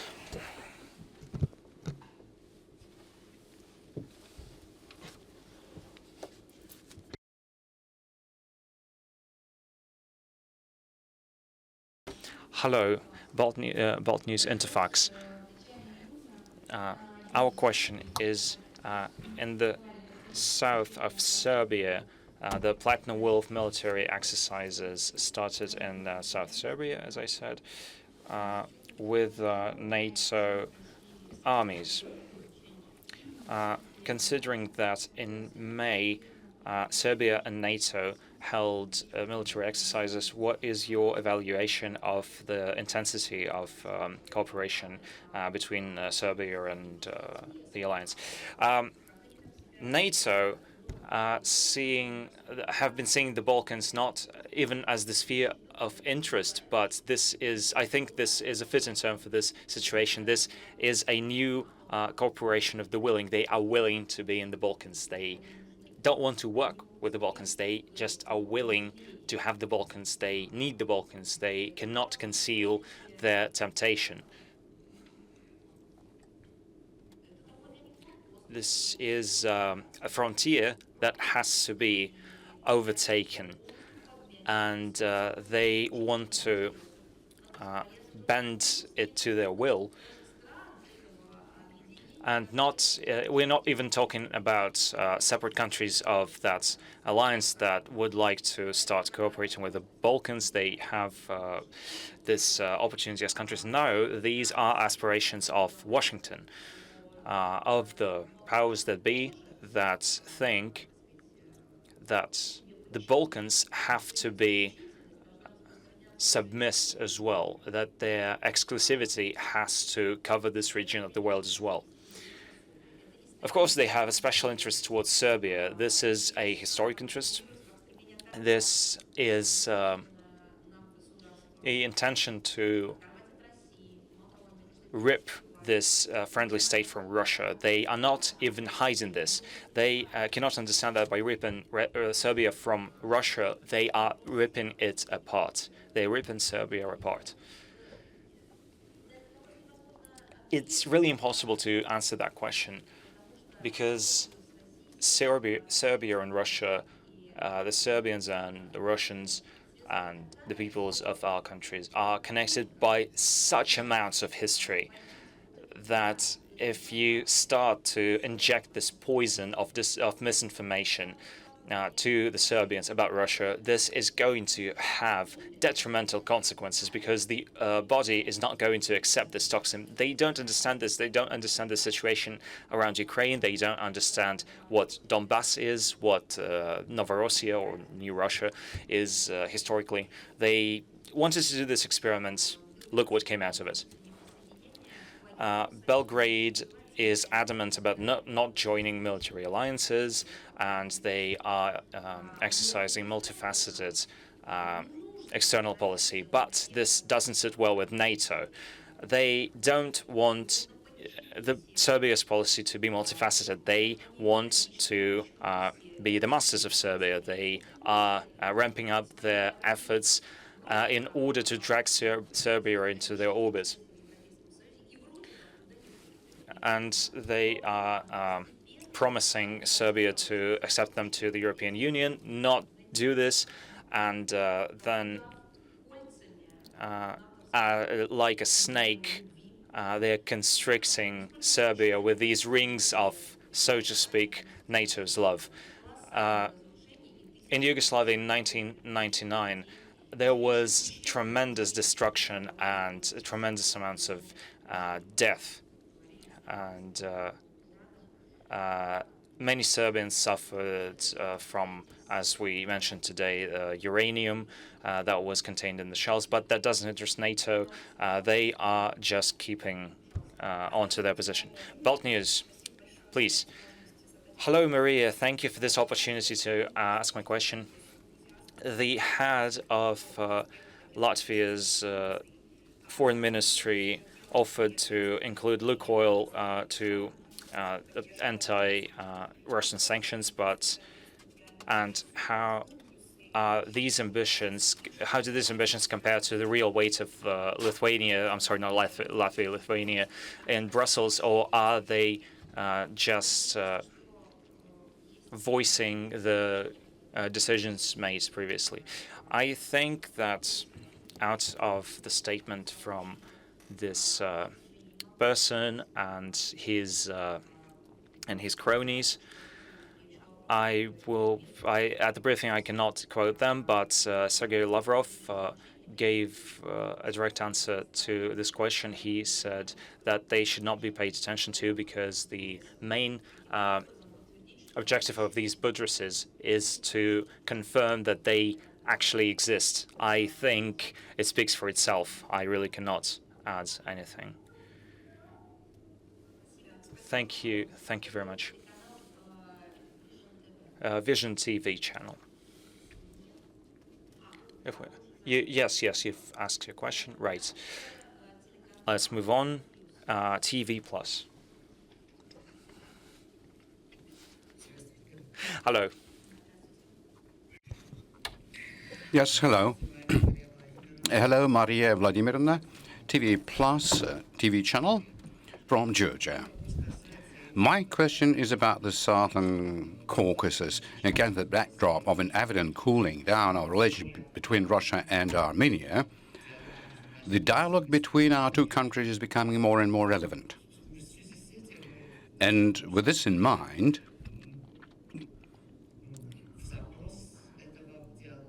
our society is expecting this dialogue to take place. And so what kind of steps could be undertaken to overcome the differences in being able to solve the key problems which, up till now, deter the launching of this dialogue between us? You know, to be honest, you have the right to, entitled to raise any question, but you are representing Georgia, the country with such a culture, with such a history. Why would you want to connect Russia's relationship with other countries? Because your country is valuable in itself, your culture is incomparable, and our joint history is so rich. Why do we need to have somebody third in it? Yeah, I do agree with you. So let us discuss the way, I cannot say building a relationship considering very specific political assessment that they get due to the severance of diplomatic relationship, but we can and should talk about context because we are striving to build such contacts with Georgia on the good neighborly, mutual respectful relations. A lot has already been done in trade and, thank God, transportation communication.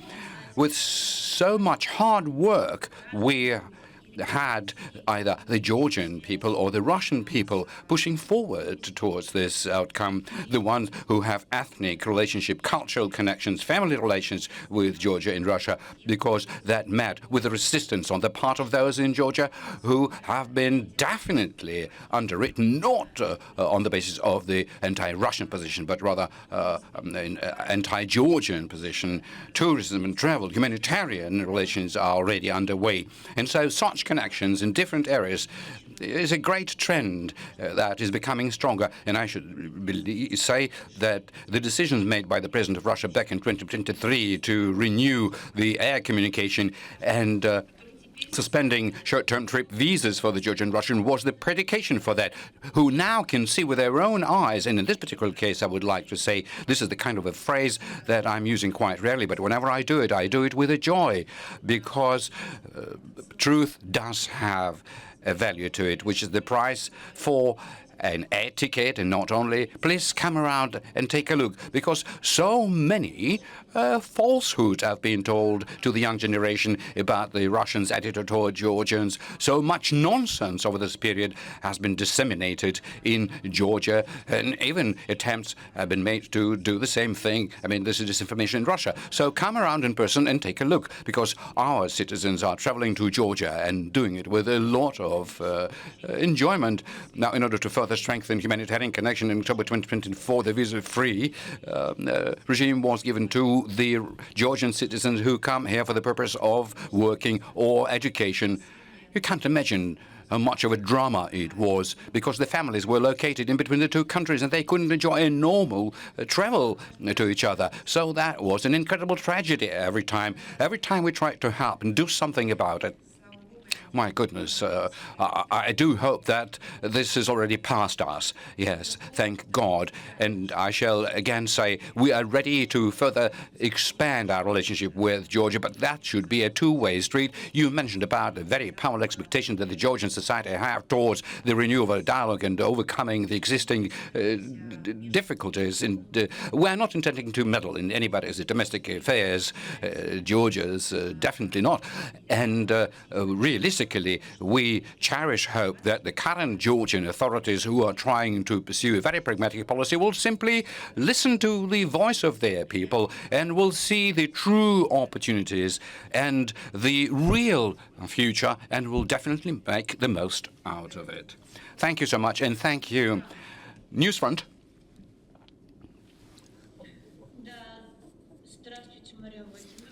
Hello, Maria Vladimirovna. Yes, hello. Yes, hello. If I may ask you one question. Alexander Bortnikov, the director of the FSB of Russia, stated that the development of the AI technology raises the risk of the bioterrorist attacks.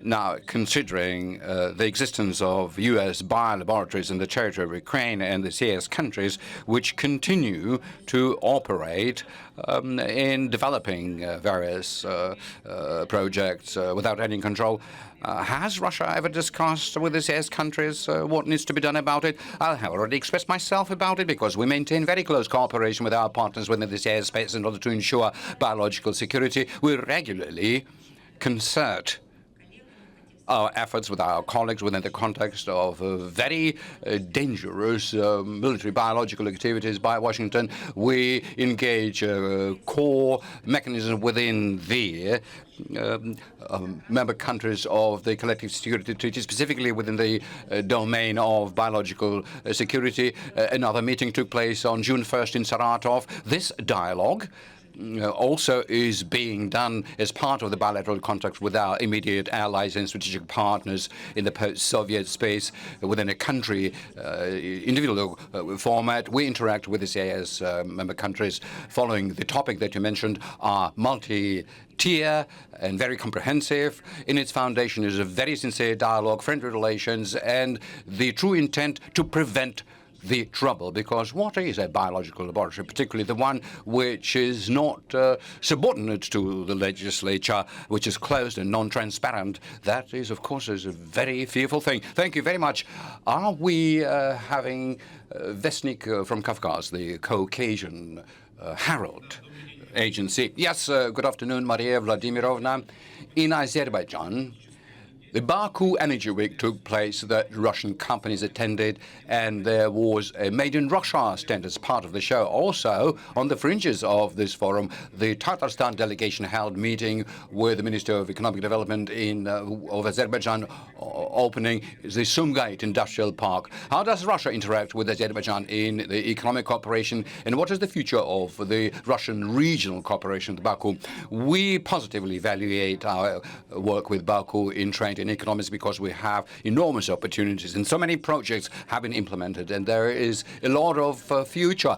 Most importantly, this fruitful work is of a mutually beneficial nature, and a very vivid confirmation to that is yet another 24th meeting of Bilateral Intergovernmental Commission on Economic Cooperation, which I should emphasize successfully took place on April 16th in Zangilan. We have reached agreements on implementing mutually beneficial joint projects, and I would like to particularly highlight that the contribution into strengthening bilateral economic relation comes from the work we do at the interregional level, because more than 70 Russian regions are involved in it. But in this context, we can only welcome the forthcoming yet another 13th Russian-Azerbaijan Interregional Cooperation Forum. Overall, Moscow is aiming for the development of the whole comprehensive set of relationships, because that responds to the interests of our people, and we believe it is necessary in the immediate future to relaunch full-bodied cooperation in cultural and humanitarian area after a certain pause that took place. And so we are following a whole number of initiatives we have discussed at a high level.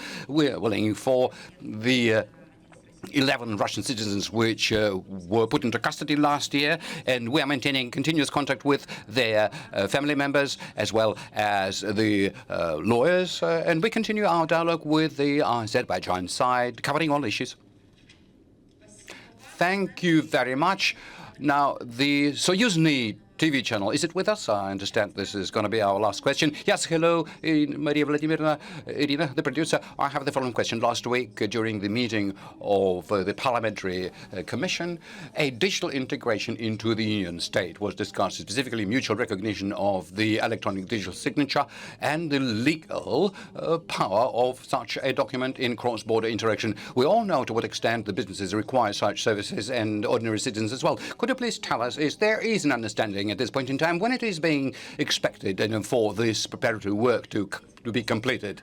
Well, you know, it's not very much our issue, because I can tell you, as part of implementing the main provisions within the creation of the Union State by the Decree 2426 adopted by the High Council, the development of a common digital space is continuously being pursued as a common objective for the creation of equal opportunities for citizens and businesses.